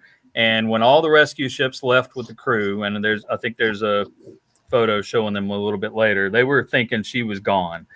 But the following morning, she was spotted washed up on shore on a reef about 50 feet away from shore. And she drifted 12 miles from the site of the explosion. She'd been beaten up by the waves, the surf, and hit at least twice by a Japanese shore battery. An inspection team evaluated her. Only about 15% of the equipment was salvageable. And there she remained until after the war. And then she was donated to the government of the Ryukyu Islands for scrap. Is this picture also the Halligan here? That's the Halligan, yes. Okay, all right. I want to make sure, because the photos that you sent me, like I said, they're amazing, but they weren't in any particular order. So I want to make sure we're talking about the right. Yeah, and I think the one message that we'd like to cover here today when we talk about the lost Fletchers is how tough these ships were. Yes, 19 were lost.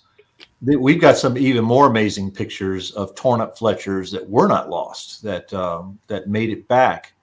Out of the 19 Fletchers, I was asking Tim the number before we signed on, how many were lost to kamikaze attacks? A good half of them, 10 out of 19, were lost to kamikaze attacks, which highlights one of the Fletcher's biggest threats, especially toward the end of the war. When you talk about the Okinawa campaign and the preparations for the invasion of Japan. Kidd took a kamikaze, and she made it back into port and was fixed up, and she still survives today. Spence was lost in a typhoon, along with the Hull and the Monaghan. But as Tim picks some of these examples up, I just want to point out what it takes to take out a Fletcher. It takes a lot. Mm-hmm. And a perfect example of that is the Bush and the Colohan talking about kamikazes. On April 6th, Bush gets into trouble, has aircraft coming in at her, and takes a hit. Ultimately, she ended up taking 3 hits by aircraft and bombs. And Bush is coming in to help her, and Bush ends up, she shot down 5 kamikaze aircraft, but ended up taking 4 kamikaze/bomb strikes before both of them ended up sinking. Cass and Young, Buzz isn't here tonight, but Cass and Young ended up having to sink the Colhoun by gunfire. She still wasn't going under, but she was a loss, and they needed to get her out of the way before the Japanese could get out there and take her. So, I mean, that's a total for 2 ships of 9 hits from a plane or a bomb. That's just insane. Lego history Sam was I know he keeps on talking about the William D. Porter. He's you got her pictures. There you go. Are you going to cover that now? Yeah. William D. Porter. Thank you, Sam. I'm just gonna briefly mention why she's the unluckiest ship in the United States Navy. She just had bad luck her whole run. She was escorting Roosevelt, FDR, and the Iowa across the Atlantic with the task force, and just due to just sheer dumb luck and bad communication, she dropped depth charges in front of some of the capital ships, live depth charges. She fired across somebody's bow, if I remember correctly. She ends up firing live torpedoes toward the Iowa, and they're under radio silence, and they finally had to break radio silence out in the middle of the Atlantic U-boat territory and say, live fish headed your way. And Iowa turns away and avoids it. But at the same time that's happening, Iowa's turrets, imagine these big 16-inch turrets, all the 5-inch turrets, 40s, everything turning on this little bitty small boy. because the president's on board. Is there a fifth column on this ship? What's going on? And they ordered her to detach from the task force, go down, I think it was to Bermuda, and basically had Mark Harmon slamming his hand on the desk going, "What are you doing?" And pretty much discovered they just had bad communication with each other. She ends up in the Pacific. She gets to Okinawa, these pictures you see here, and bad luck strikes one more time. She had a tie. Uh-oh. Parks, did you pay the internet bill this month? Yeah, Parks. Well, let me tell you about the Wi-Fi challenges we have at the museum. We were on the outboard side of the railroad tracks, which isolates us from downtown Baton Rouge, and that includes Wi-Fi connection. It has not been upgraded in many years because they won't run lines underneath the railroad tracks, so we're stuck with I think it's 50 gigabyte speed, I think is the best. And then you have what Tim's frozen here now. All right. Well, then here we're gonna pull Shane up to bat. Okay, go ahead. Because I know he knows a little bit about this one. Uh-oh. You're putting me on this. Oh, the Abner Reed. Right. Yeah. Okay, so yeah, there's the two wicked wrecks of the Abner Reed, one in the Aleutians, and then I can't remember where she was actually sunk. But I think that prior picture where the bow is straight up and down, is that the Abner Reed, if I remember right? Go with the one. Yeah, that one. Is that Abner Reed, or was that identified as? I do not see. I do not see an identifier. It could be. Yeah, that was taken from an aircraft carrier, but I just can't remember the ship. I've seen that picture plenty of times. Yeah, so she was in the Aleutians, and her stern was blown off from a mine. And again, as Parks had said, they're pretty. I think it was Parks or Tim. She was pretty. Fletchers were pretty sturdy for what damage they could take. And of course, these guys were DC drilling all the time. Especially talking about Johnston and General Quarters Johnny, GQ Johnny.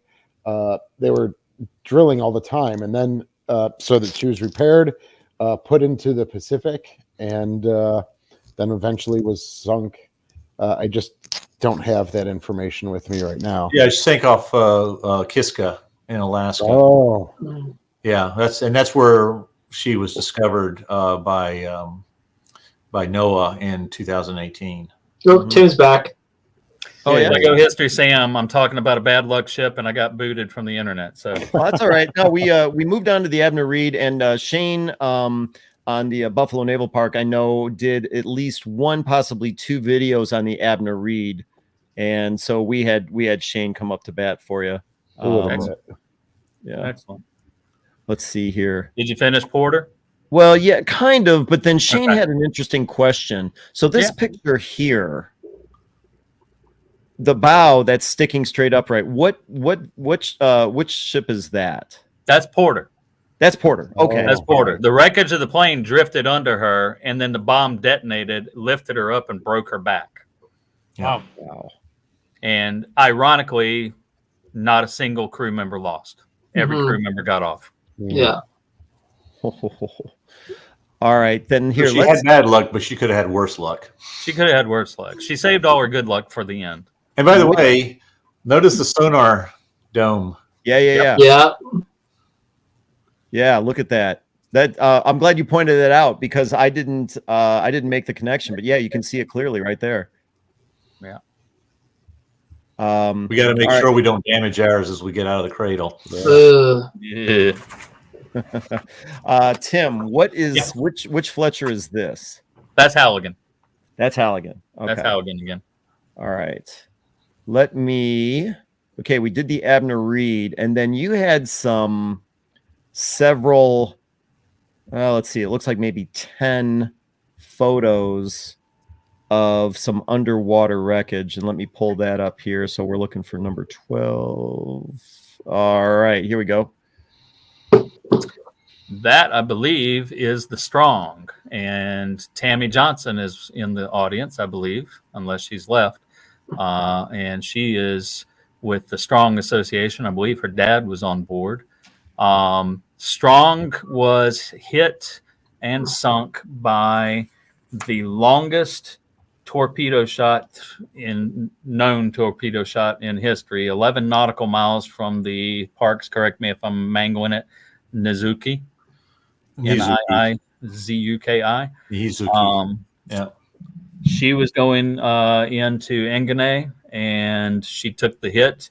It tore her up, something fierce. Chevalier was right beside her, rammed her at an angle so that they could get the crew off and throw the nets over so the crew could get over safely. And then I believe Petrel is the ones. Yeah, Petrel found her in 2019 with the wreckage. And we talked about the depth charges and the concussion doing damage. She got torn up quite a bit by the depth charges. Lieutenant Hugh Barr Miller made it to shore, and he was bleeding from every orifice. He told his shipmates to leave him for dead, and nobody ever saw those 4 or 5 guys again, if I understand the story correctly.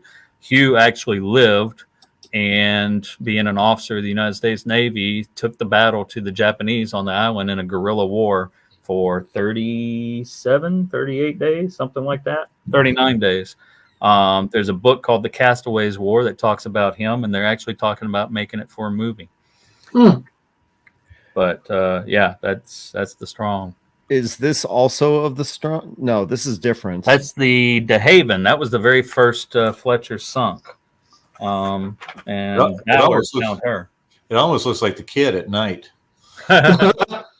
We're not that corroded on the bottom. Yeah, but the struts are clearly visible there. Yeah, the shaft. I mean, another word about the depth charges. These Fletchers were primarily anti-submarine vessels, even though as destroyers developed into World War II, destroyers like Fletchers were multi-capable, anti-air, anti-sub, and even anti-surface to a certain extent. But being primarily an anti-submarine vessel, they carried a number of depth charges aboard. And the crew was very well aware, after a few early examples during the war, of the danger that those depth charges posed to their own crew if the ship went under. During reading through the eyewitness testimony aboard Johnston, there's more than one crewman that remarked on that they were either in a damage control team or they just were paying attention at the time, that great attention was made to safe all of the depth charges on board, as they knew Johnston probably was going to be going under. And it was one of their priorities to make sure that those depth charges were safe so that they wouldn't get blown up by their own depth charges in the water. For Johnston, they were they jettisoned all of the depth charges in the racks, and this is while Johnston's being pounded on by other surface ships. There's guys back there on the fantail releasing the depth charges, and one of the depth charge racks got stuck, and they had to have a few men work on freeing up that depth charge so the rest of the track could be cleared. But they couldn't do anything with the depth charges in the storage racks on the fantail or in the K guns. I don't have any indication that if there were depth charges actually loaded into the K gun that they were fired. My suspicion is that there were none. Well, no, I take that back. If General Cordes, she would have had them. So I don't know the condition of the K gun ones, but like I said, on Samuel B. Roberts, we would see depth charges still stuck in those K gun racks. Mm-hmm.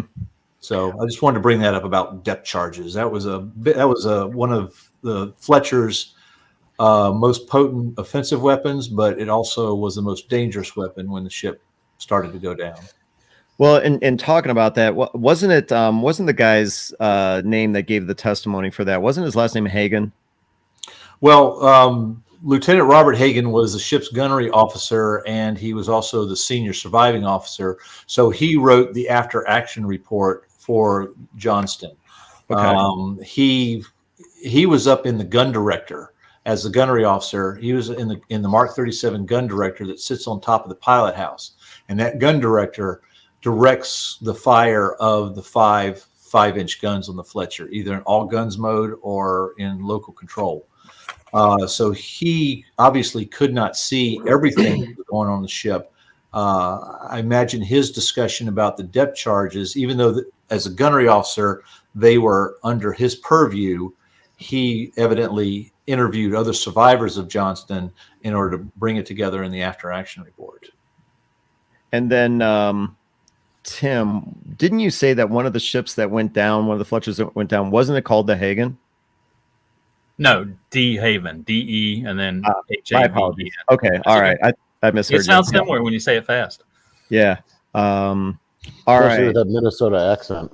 I don't have a Minnesota. Now, you might have heard me talk about Hagen. Robert Hagen's son, Rob Hagen, is a good friend of mine here in Baton Rouge, as it would turn out. Oh yeah. And for those of you who know Louisiana culture, he's going to be the king of Spanish Town this coming year. Wow. So you know the king. I know the king. All right. Here, let's pull up this question or this photo here. Would this also be the Strong?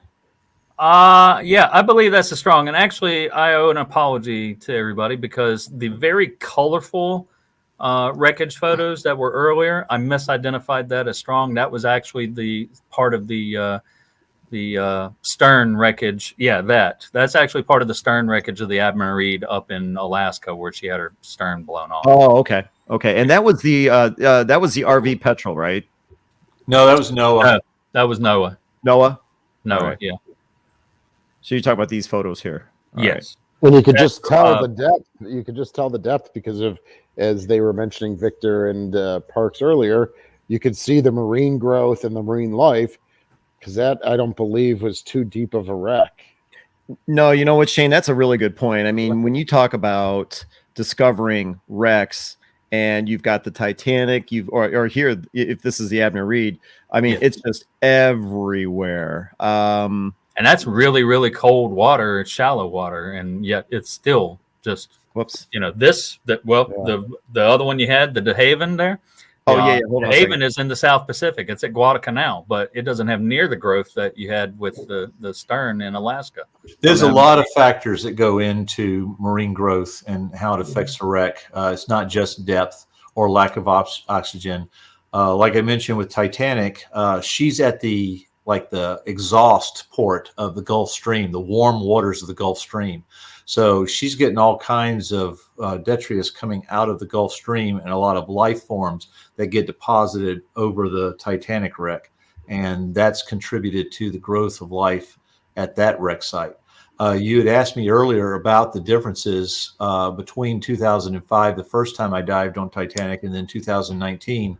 The biggest difference I saw was not really the wreck itself, but the explosion of life that had happened between 2005, 2019.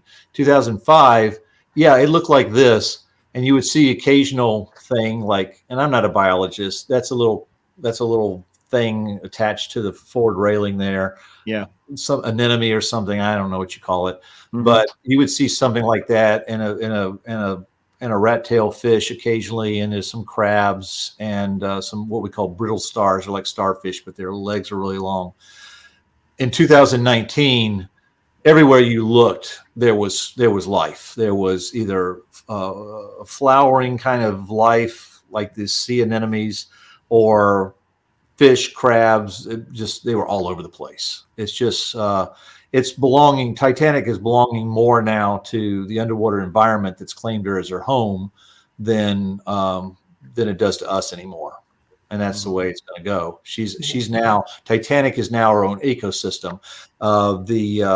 Which one did you say that was? De Haven? The very colorful one. Which one did you say that was? The very colorful one is Abner Reed. The Abner Reed. One right here is De Haven. So that Abner Reed wreck now is an entire ecosystem. That's their home. It's not ours anymore. It's theirs. Yeah, and that was found, I think, in roughly 300 feet of water. So, yeah, that's less than the length of a Fletcher-class. Yeah. And this is why occasionally you'll see decommissioned ships sunk as artificial reefs.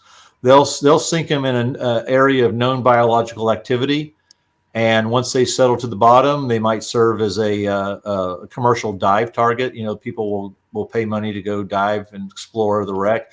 But over time, the life down in that area will take it over and claim it as their own, and then it's their neighborhood.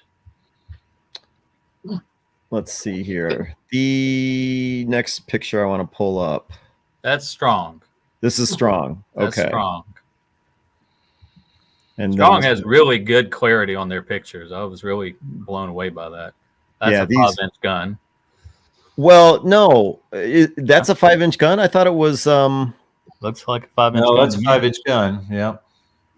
No What do you kidding. think it was? You know, at first glance at this photo, it almost looked like a ship's telegraph.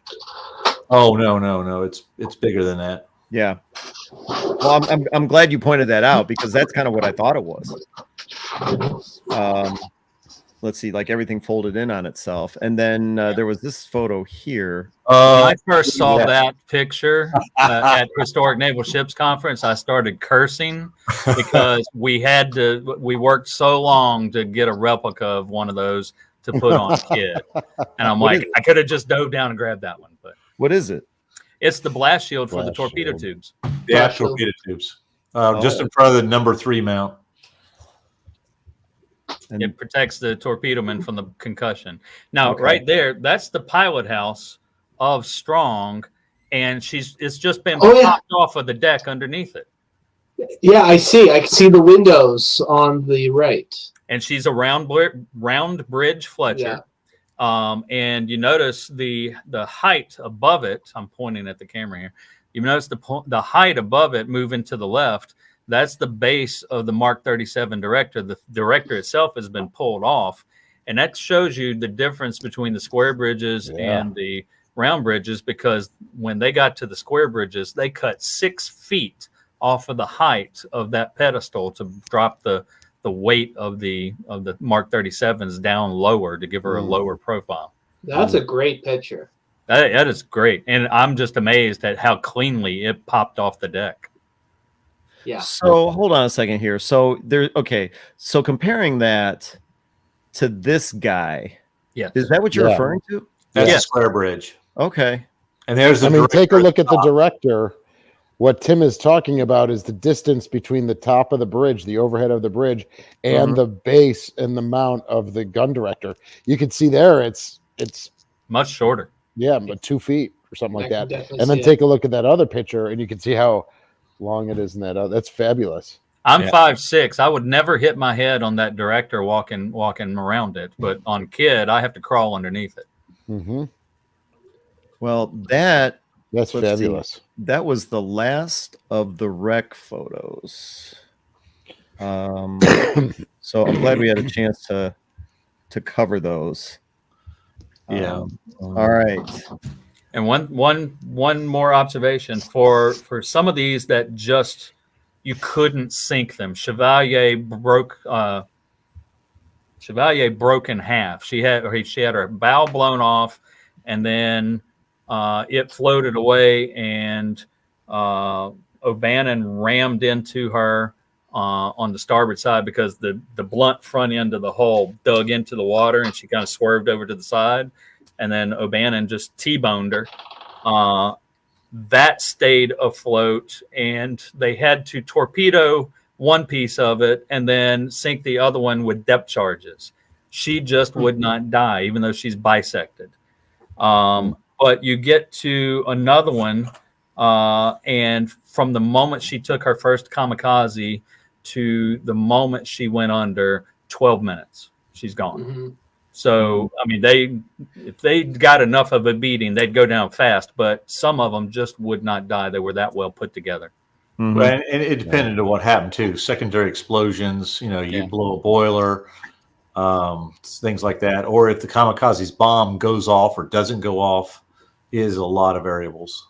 There, a bomb went off. Yeah. That's Longshaw. She took a hit to the forward magazine, blew the front of the ship off, and just secondary fires. She's just burning constantly all the way down the length of her. Is let's see here. Is that That's Longshot as well. Wow. That's just amazing. And people actually survived this. That's what's amazing to me about it. And Not there's only the the blast ships didn't shield. want to die, but the people survived this craziness. So the cylindrical thing in front of that gun mount aft of the funnel is the blast shield you're talking about? That's the Yes. blast shield, right? Okay. You got a dead sailor top right. Yep. Trapped in the wreckage. Oh, I see Oh, that. oh. Yep. Yeah, Okay. I like this. What do we got here? That I believe is Longshaw as well, and it's taken from the Essex, and that's the Hornet in the background. Okay. Actually, no, I take it. Yeah, that is Longshaw. Yeah. Let's see if there's any others. Oh, wow. Okay, here. Wait, let's see if I can. Let's see. Number 21. Where is that? So when you talk about air battles, I've seen this photo before. I Yeah. can't remember how, but all the anti-aircraft, Yeah. fire. I'm sure you probably don't know what Fletcher this was. That was. I don't remember which one it is, but Yeah, that's a the famous plume, shot. the black plume, is her detonating. Mm-hmm. Yeah. Oh man, it's on the tip of my tongue. Oh yeah. St. Lo? No, it's a destroyer. No, it's a destroyer. Is That's it a destroyer Brownson? blowing up? Yeah. Yeah, there were 2 explosions. This is the second one. Like 15 minutes after the first one. Oh man. Is it Brownson? You think? Hang on. DD 518? Maybe. Yep, that's Brownson. Okay. DD 518. Yeah, so there were 2 explosions. A minor one. This is the one that actually, I think if I remember right, sank her, obviously. Let's see here. And we're not going to have a picture of this, but The Brownson. Here's the Brownson right there. That's 518. okay. Yeah. So at the same time that in the same battle where Johnston was sunk, her sister ship Hull, HOEL, was also sunk. And when I read through her survivor testimony, I'm expecting that wreck to be especially ugly. She not only took shells that took out her Mount 54, Mount 55. There's reason to believe that her entire number 3 mount was blown clear off the ship before she went under. Yeah. Commander Copeland, Lieutenant Commander Copeland, the skipper of the Sammy B. Roberts, gave a very detailed interview in the 1950s about the battle. And toward the end, he saw what he thinks is Johnston. But I've come to believe as I read through it over and over again, I think that Copeland saw both Hull and Johnston and conflated the two, because the damage he described the Johnston as Johnston seems to correlate more with the Hull. Most specifically, he said that the number 3 mount was completely gone. Yeah, we did find the number 3 mount of Johnston in the debris field, along with the number 4 mount. So Copeland's description of the number 3 mount being gone on Johnston as she passed by doesn't really square. Also talks about the mast being bent and hanging down, but we know from Johnston, and even though we found the mast of Johnston in the debris field bent like Copeland described, we also have word from Lieutenant Hagen in his after-action report that the surface search radar stayed operable to the very end, which wouldn't happen if the mast were down, like Copeland described.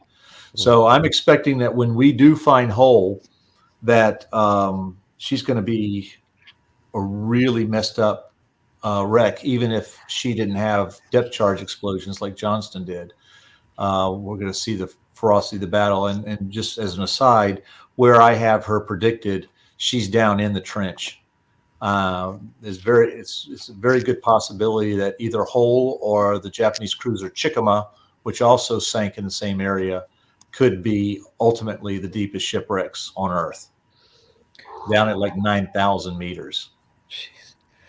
Wasn't there a destroyer, not the Hull, not the Johnston, obviously, but wasn't there a destroyer that was seen either escaping the battle or leaving the battle and then was never seen again?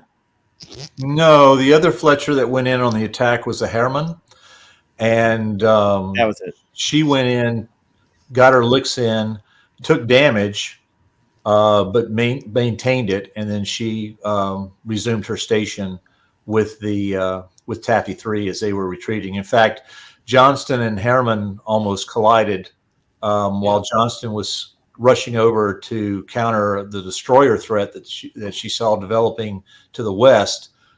She ran across Harriman. And then there's smoke, both from the battle and also generated by the smoke generators aboard the ships to mask the fleet.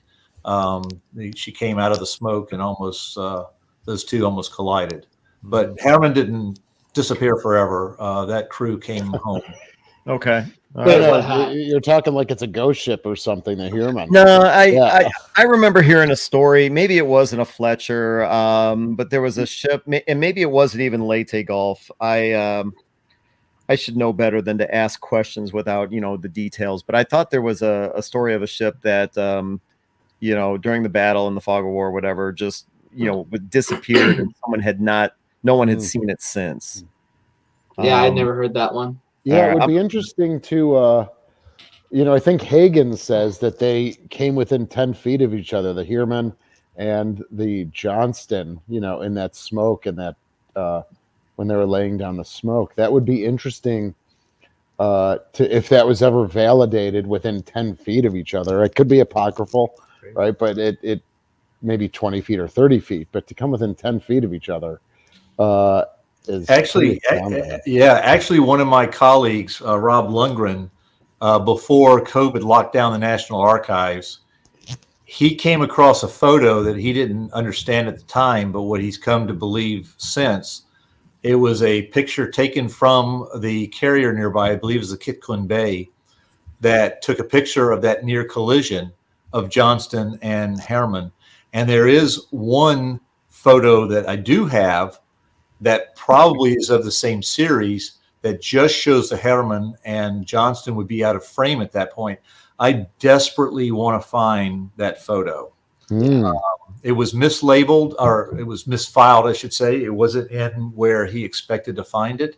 So one of these days, I hope to surface that photo, and not only can we verify this story, and it wasn't just Hagen who talked about it. The officer of the deck, DeGardi, he mentioned it as well.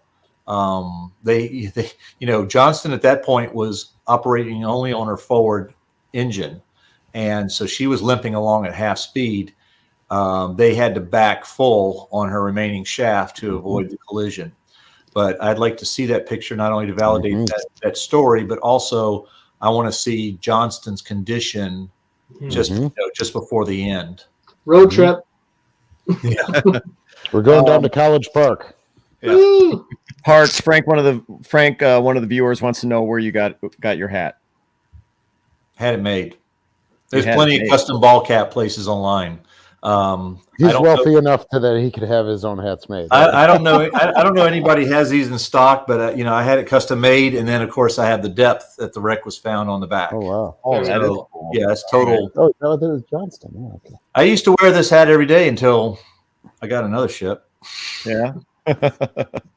Let's see here. And one point, real quick, just to correct an error I made. The last picture with the big black smoke trail going up was not Brownson. It was actually Abner Reed when she sank. That's why. Yeah. Jeez. So that's her taking the kamikaze off of Leyte. That's why I was so familiar with that picture. You're talking about this guy, The big black plume. Well, that's Johnston. I know. That guy. Yeah, that's Abner Reed. Uh-huh. It looks similar to a Brownson shot, but it's Brownson has white smoke, not black smoke. Oh, okay. So wait, then the picture you were thinking of was this guy? Yeah, that's Brownson. Okay. Oh, okay. I can see that. Yeah. So one odd loss of a Fletcher would be the Spence. Anybody that knows the story of the Caine Mutiny, well, I know where that sound's coming from. Sorry. Anyway, anybody knows the story of the Caine Mutiny? That was based off of a ship that was caught in a fictional ship. The Caine was an amalgam of the ships that got caught in Typhoon Cobra in 1944. And the Spence there were 3 ships lost, Spence being one of them. She was a Fletcher. I forget the class of the Monaghan and the hull.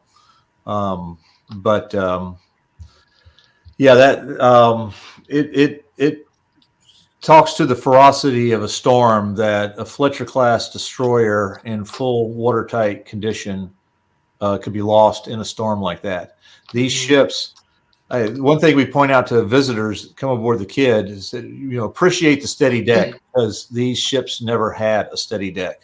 They were always rolling and heaving in the ocean.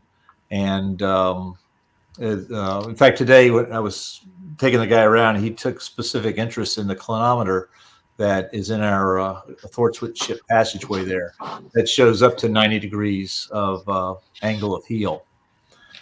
These ships could lay over on their side and still recover. Very well designed for that. Low centers of gravity. But whatever happened to Spence overwhelmed that watertight integrity, and she was lost. Yeah. She took 2 70-degree rolls. The second one she didn't come back from. Yeah. Last picture I'm going to pull up here, and then we'll shut it down. Let's see. It's going to be Admiral Reed. No, I believe that is the Brownson. It's That's a the last shark. view of the Brownson. Oh, that's the Bronson. That's the Brownson. Okay. Which was let's see. This She was at Cape Gloucester. That's this destroyer right here, 518, correct? Correct. Okay. Got it. All right. Well, let's see. We managed to kill 2 hours.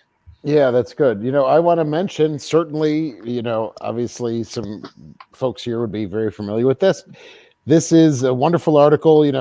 Parks has talked about Lieutenant Hagen, the gunnery officer on board the Johnston. First off, it's astounding because it is it's the Saturday Evening Post with a really famous Norman Rockwell painting on it, with his girlfriend right here.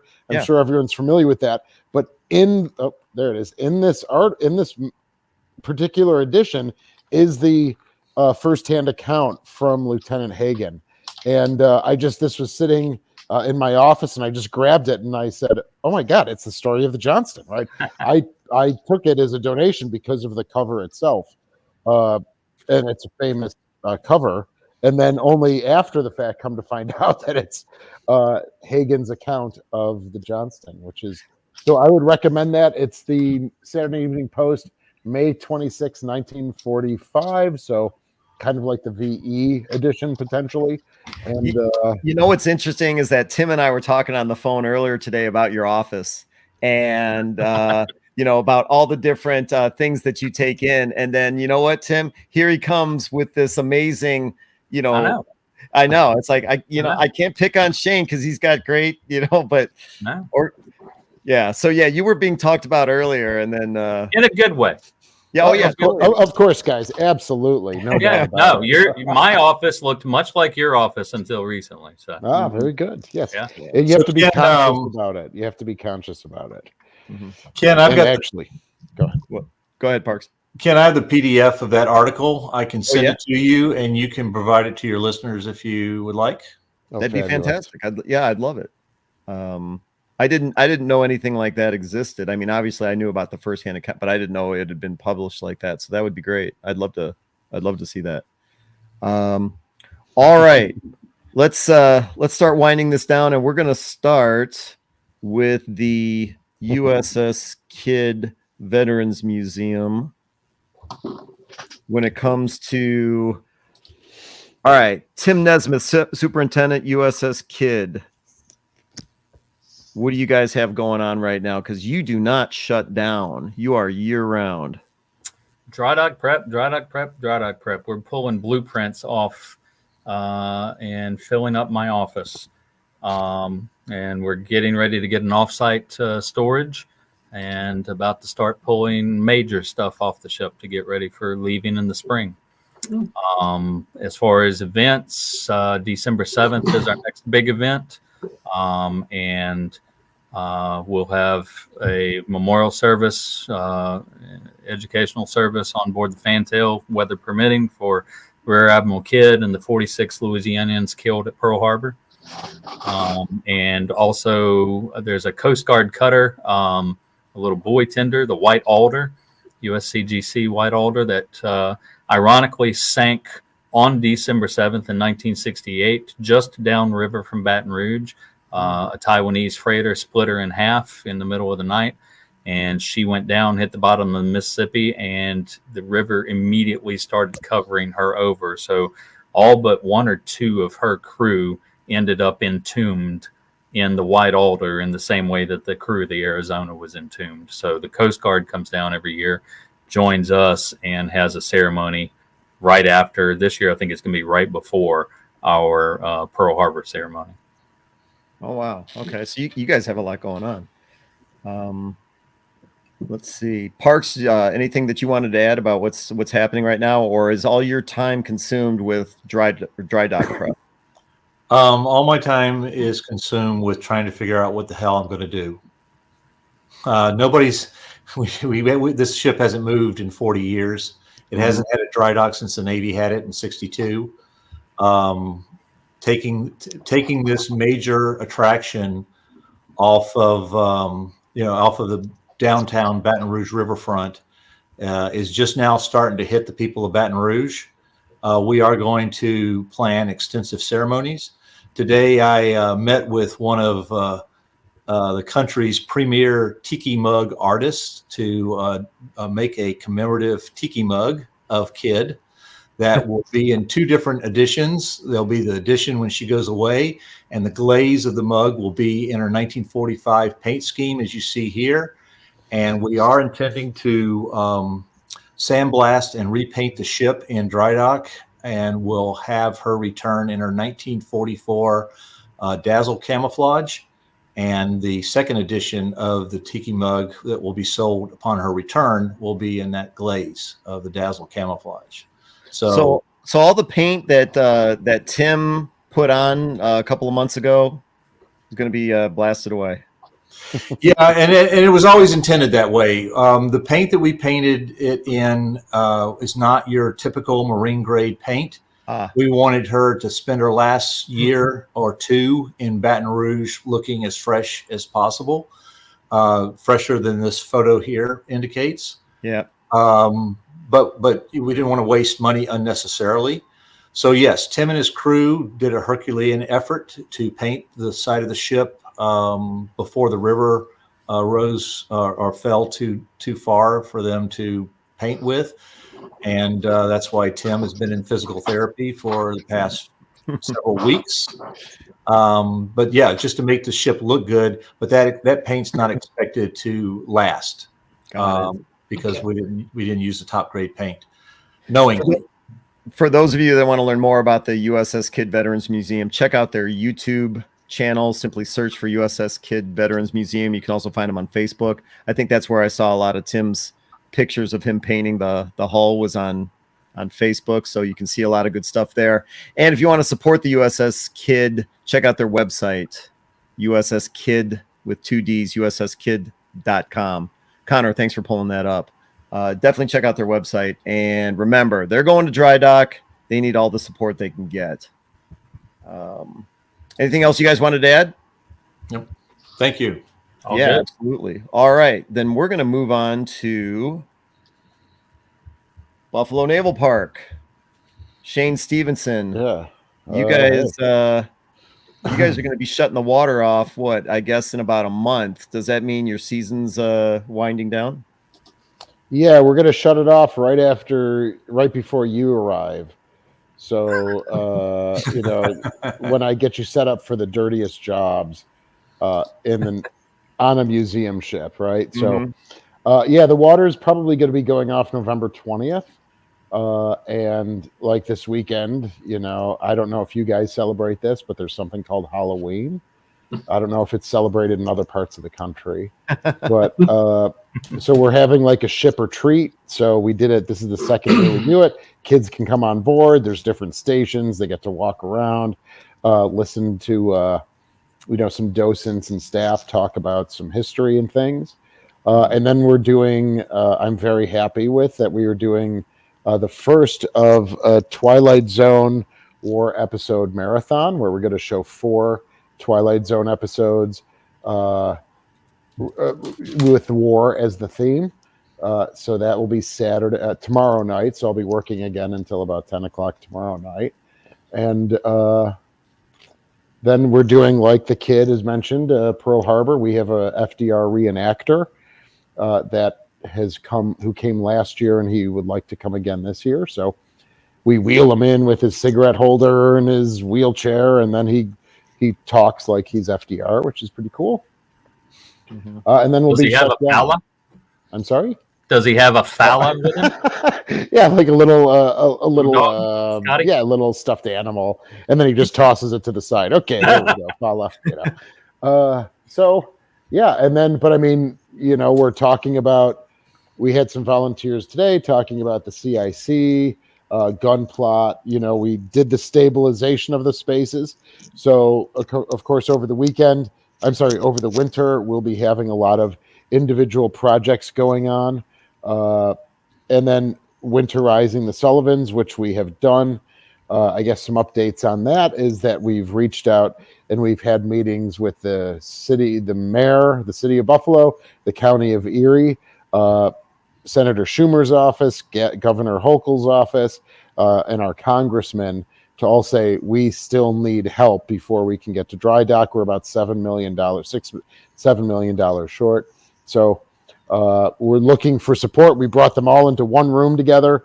We told them the story and what it's going to take to get her to dry dock, and hopefully we can keep that team together and working and pulling different funding streams from different local, state, federal sources. And is there any kind of a target date, anything set that you want to try and make dry dock happen? Yeah, we're looking. We're trying to shoot by having the money by October. Around this time next year. I see. All right. The goal to have the $7 million. Well, if anyone out there wants to throw their support behind the Buffalo Naval Park's effort to get the USS the Sullivans into dry dock, definitely check out their website, buffalonavalpark.org. You can also find their content on YouTube. Search for Buffalo Naval Park. There you go. Thank you, Connor, for pulling that up. And just as with the kid, throw your support behind the effort to get the USS the Sullivans into dry dock. Badly needed repairs. And you are coming up, right, Ken? Come on. Well, we traded text about that, and I definitely want to. Done. Okay. Yeah. Good. Are you going to do a dirty jobs thing, Ken? Why the hell not? Hey, I've got a septic tank that needs to be cut out of the kid. You want to do that? Well, we'll even pay for you to go do that. Yeah. Let's see. Anything else you wanted to add to the Buffalo Naval Park before we move on to the Slater? All good. All right. Then USS Slater in Albany, New York. John Epp, what's going on? Few things. Ken, you're driving across New York to see the Slater, right? Is your water still going to be on? We'll actually probably be shutting it off right around the 20th as well, because we have an overnight on the 18th. Oh, okay. So you have an overnight right up until the end. Yep. Yeah. Got it. Keep it in mind. Ken, we're open all winter and we're warmer down south. Our water stays on till you cut out that septic tank. Yeah. Yeah. Tim was telling me that you guys are year round. Yeah, it's been a while since I was on. We had Hensa last month. That was fun. Got to meet a lot of cool people, including a few folks here. learned a few things. Oh, geez, what I'll just go. Oh, tomorrow, kind of too late, I guess. Tomorrow, 10 a.m., we're celebrating Ohi Day. It's a Greek holiday. The ship was in the Greek Navy for 40 years. It's when the Greek Prime Minister said no, basically, to Mussolini, and then war started. So it's celebrated every year, so we're going to have a little commemoration at the ship tomorrow morning. Something we are very excited for, November 12th, 4 p.m. Those of you who know the band Sabaton, they have created a movie, and they are only releasing it at history museums across the world. And as of right now, the Slater is the only museum in New York State that will be showing this movie. The only way to see this movie is to go to a museum. That's cool. We are close. That's great. Yeah, this is something just was announced. We're only doing it on the November 12th as of right now. We're almost sold out on the tickets. It's $15. You'll see the movie, you see the ship, popcorn, all that. If we do sell out on tickets and then there's more interest, we'll do another date. So we're looking forward to doing that. And then, we're closing up shop here in about 4 weeks.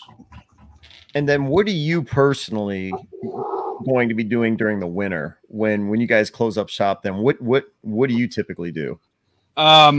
Various collection projects. Right now, I actually messaged Tim last week. They made a video 4 or 5 months ago creating archival boxes for their charts. We have a bunch of blueprints rolled up, but no boxes. So creating boxes for that, cataloging blueprints. Speaking of dry dock, for all you guys, you know what would be a very fun episode? What's that? Having Tim Rizzuto and Ed Zakowski on here talking about dry docking. Agreed. That'd be good. That would be gold.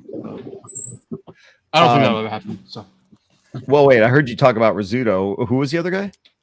Ed Zakowski. He's a very sweet, loving, kind old man. Yeah, big teddy bear. You just want to hug him. with cactus-like thorns. Oh, okay. Sarcasm. All right, got it. Tim calls him the foremost expert on destroyers in the world. But, he's kind of Tim's mentor. He is. Oh, yeah. no. They've been together for 45 years, 50 years. Yeah. So that would make him my grand mentor, which he doesn't like hearing. All right. Let's see.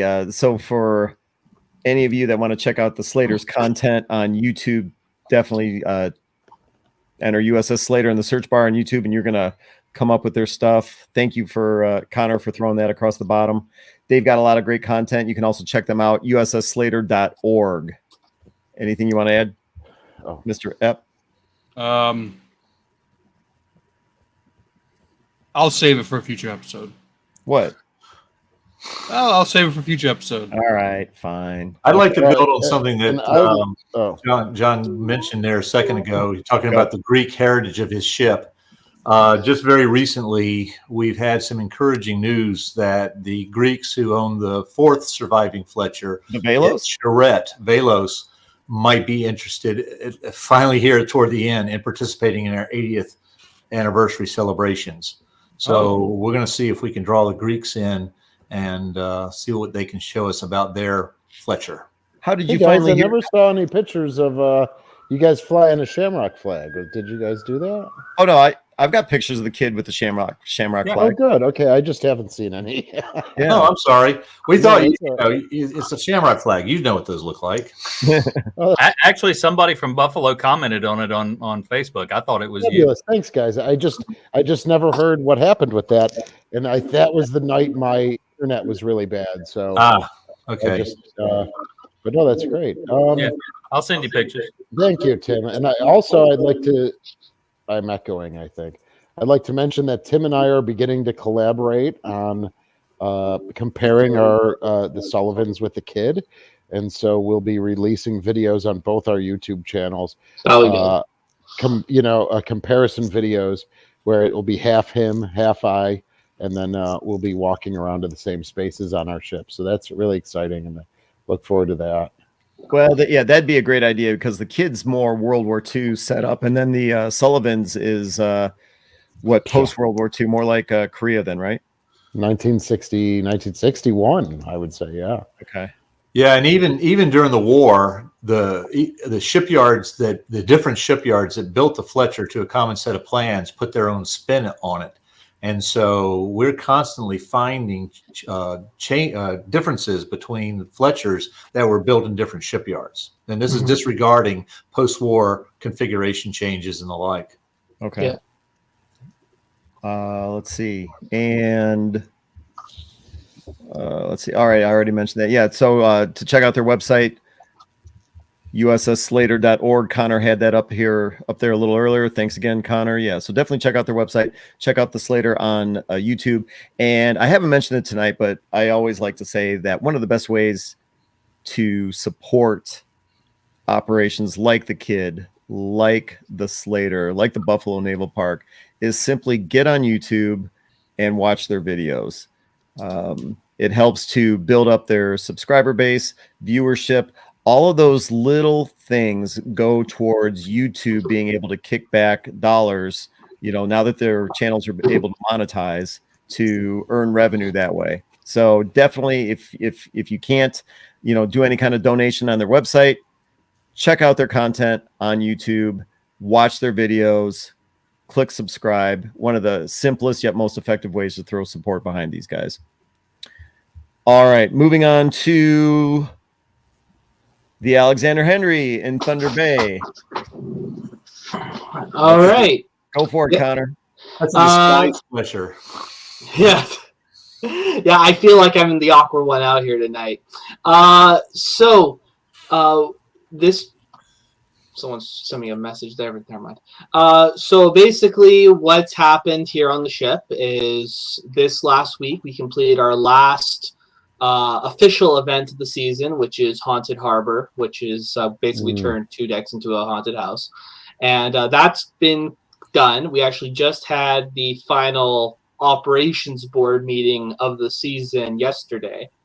So that was quite a relief to have that done. But now we are moving into basically winterizing the ship. I think they were actually doing some of that today.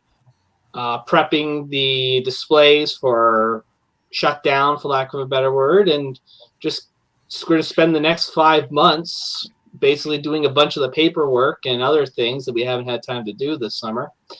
This has been a very transformative year for our organization. I mentioned it to some of you guys at HINSA this year that we saw a lot of changes in our staff, and we had the big name change this year. And the big news, and I can finally talk about this, the Alexander Henry is now the latest historic site in Canada. It is now a protected heritage site within the country. So the ship itself is now protected. This was a process that was started by former Chief Engineer Dave Benedict, who started the process in 2017 before we even got the ship. And it's finally complete. And now we're in the process of selecting where the plaque will go and looking at what opportunities that will open up for us in the future. Because with our new partnership with, hopefully, a new partnership with the cruise ships coming into the new tourist season, we should have a great year next year. And everything's looking great going forward. We are also looking, because we did bring up YouTube, we are looking at that potentially for next year. The plan was for this year, but things just got in the way. I'm sure you all can appreciate a project I'm going to be putting on the back burner. And then really that's about it. We're just done the season. I know some of our guys are going to take 2 weeks off, and then we're just going to hit back at it with the more white collar stuff and prep for next year. I'm kind of jealous of the guys down in Louisiana who get to open all year round, but at the same time, our ship doesn't have heat or running water, so I think we're fine for the season. Yeah, now we're just waiting for the ice to start showing up. When it comes to YouTube, just take your phone around, start shooting video of different parts of the the Henry and just post them on YouTube. Just get started, just hit record, and I'd love to see whatever you come up with. Yeah,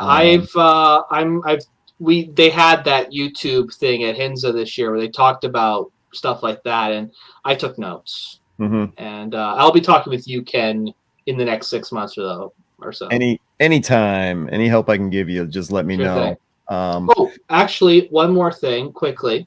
Go for it. We're already planning next year's big events because it takes that long.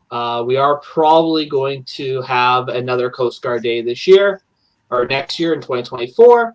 What the theme will be this year, we do not know, but we're looking forward to that, and we're looking forward to continuing that event as well, because that was our big news story outside of the heritage status and Haunted Harbor. So that'll be something we're planning now too, and I think I'm going to be sitting on that pretty shortly. And we'll have a few more things coming up. So if anyone wants to keep in contact or just keep following us, we are the Transportation Museum of Thunder Bay on both Facebook and Instagram. So you can follow us there. And that is our website, tmtb.ca. And we will be actually updating that website in the next 2 months or so to make it more usable with phones, because we had a few people commenting on that this year. So, yeah, that's everything. And the one thing I want to say, it's great to have Connor, working behind the scenes, of these live broadcasts that we do, but he is also one of the administrators of the Museum Ships Facebook group. And I strongly encourage people that if they haven't checked the Museum Ships Facebook group out on Facebook, definitely do. I probably say at least 10 posts a day in that group, and it's all fascinating stuff. So definitely check out Connor's work on Facebook. Of course, with him, you are now the curator, right? Yes, I am. And is that strictly for the Alexander Henry, or is that for the Transportation Museum? It's for the museum as a whole. Obviously, the Henry is our largest artifact, and because we do not have a building yet, that means that it is also our museum. But yes, I am responsible for the artifacts on board, and I shared it to you guys in our private chat recently, but I was digging through our original blueprints the other night. So that'll be fun stuff to be digging through in the next 6 months. All right. And that website one more time, www.tmtb, standing for Transportation of Thunder Bay, Transportation Museum of Thunder Bay.ca. Yes. All right. Anything else you guys want to add before we shut this down? Nope. All Good right. discussion. Look forward to them in the future. And we have one more 80th anniversary celebration, which happens to be on New Year's Eve. So, right? Is it New Year's Eve? Or is it the commissioning date? Yeah. I think it is. Yeah. 31 December. All right. So we'll talk about that. But for all the fans, we hope that you can join us again for that celebration of the Cass and Young. So. Yeah. And we've got a few episodes that'll occur between now and then, so we'll be able to talk about that some more. I wanted special thanks to Victor Vescovo for coming on tonight. He's a big deal to me, so I was thrilled to have him join us and to give us as much time as he did. Yes. So definitely want to say thanks to Victor, thanks to Tim, Parks, Shane, John, Connor for being there for this episode. I just really had a lot of fun with this tonight. I know it went long. I also want to say thanks to a lot of you viewers that stuck with us. Can't do this if we don't have viewers. So viewers, subscribers, thank you for joining us tonight. My name is Ken Stano with the YouTube channel History X. You can also check me out, historyxchannel.com. Thanks everybody for watching, and I hope everyone has a good night. Thanks, Ken. All right, everyone. Good night. Good night. And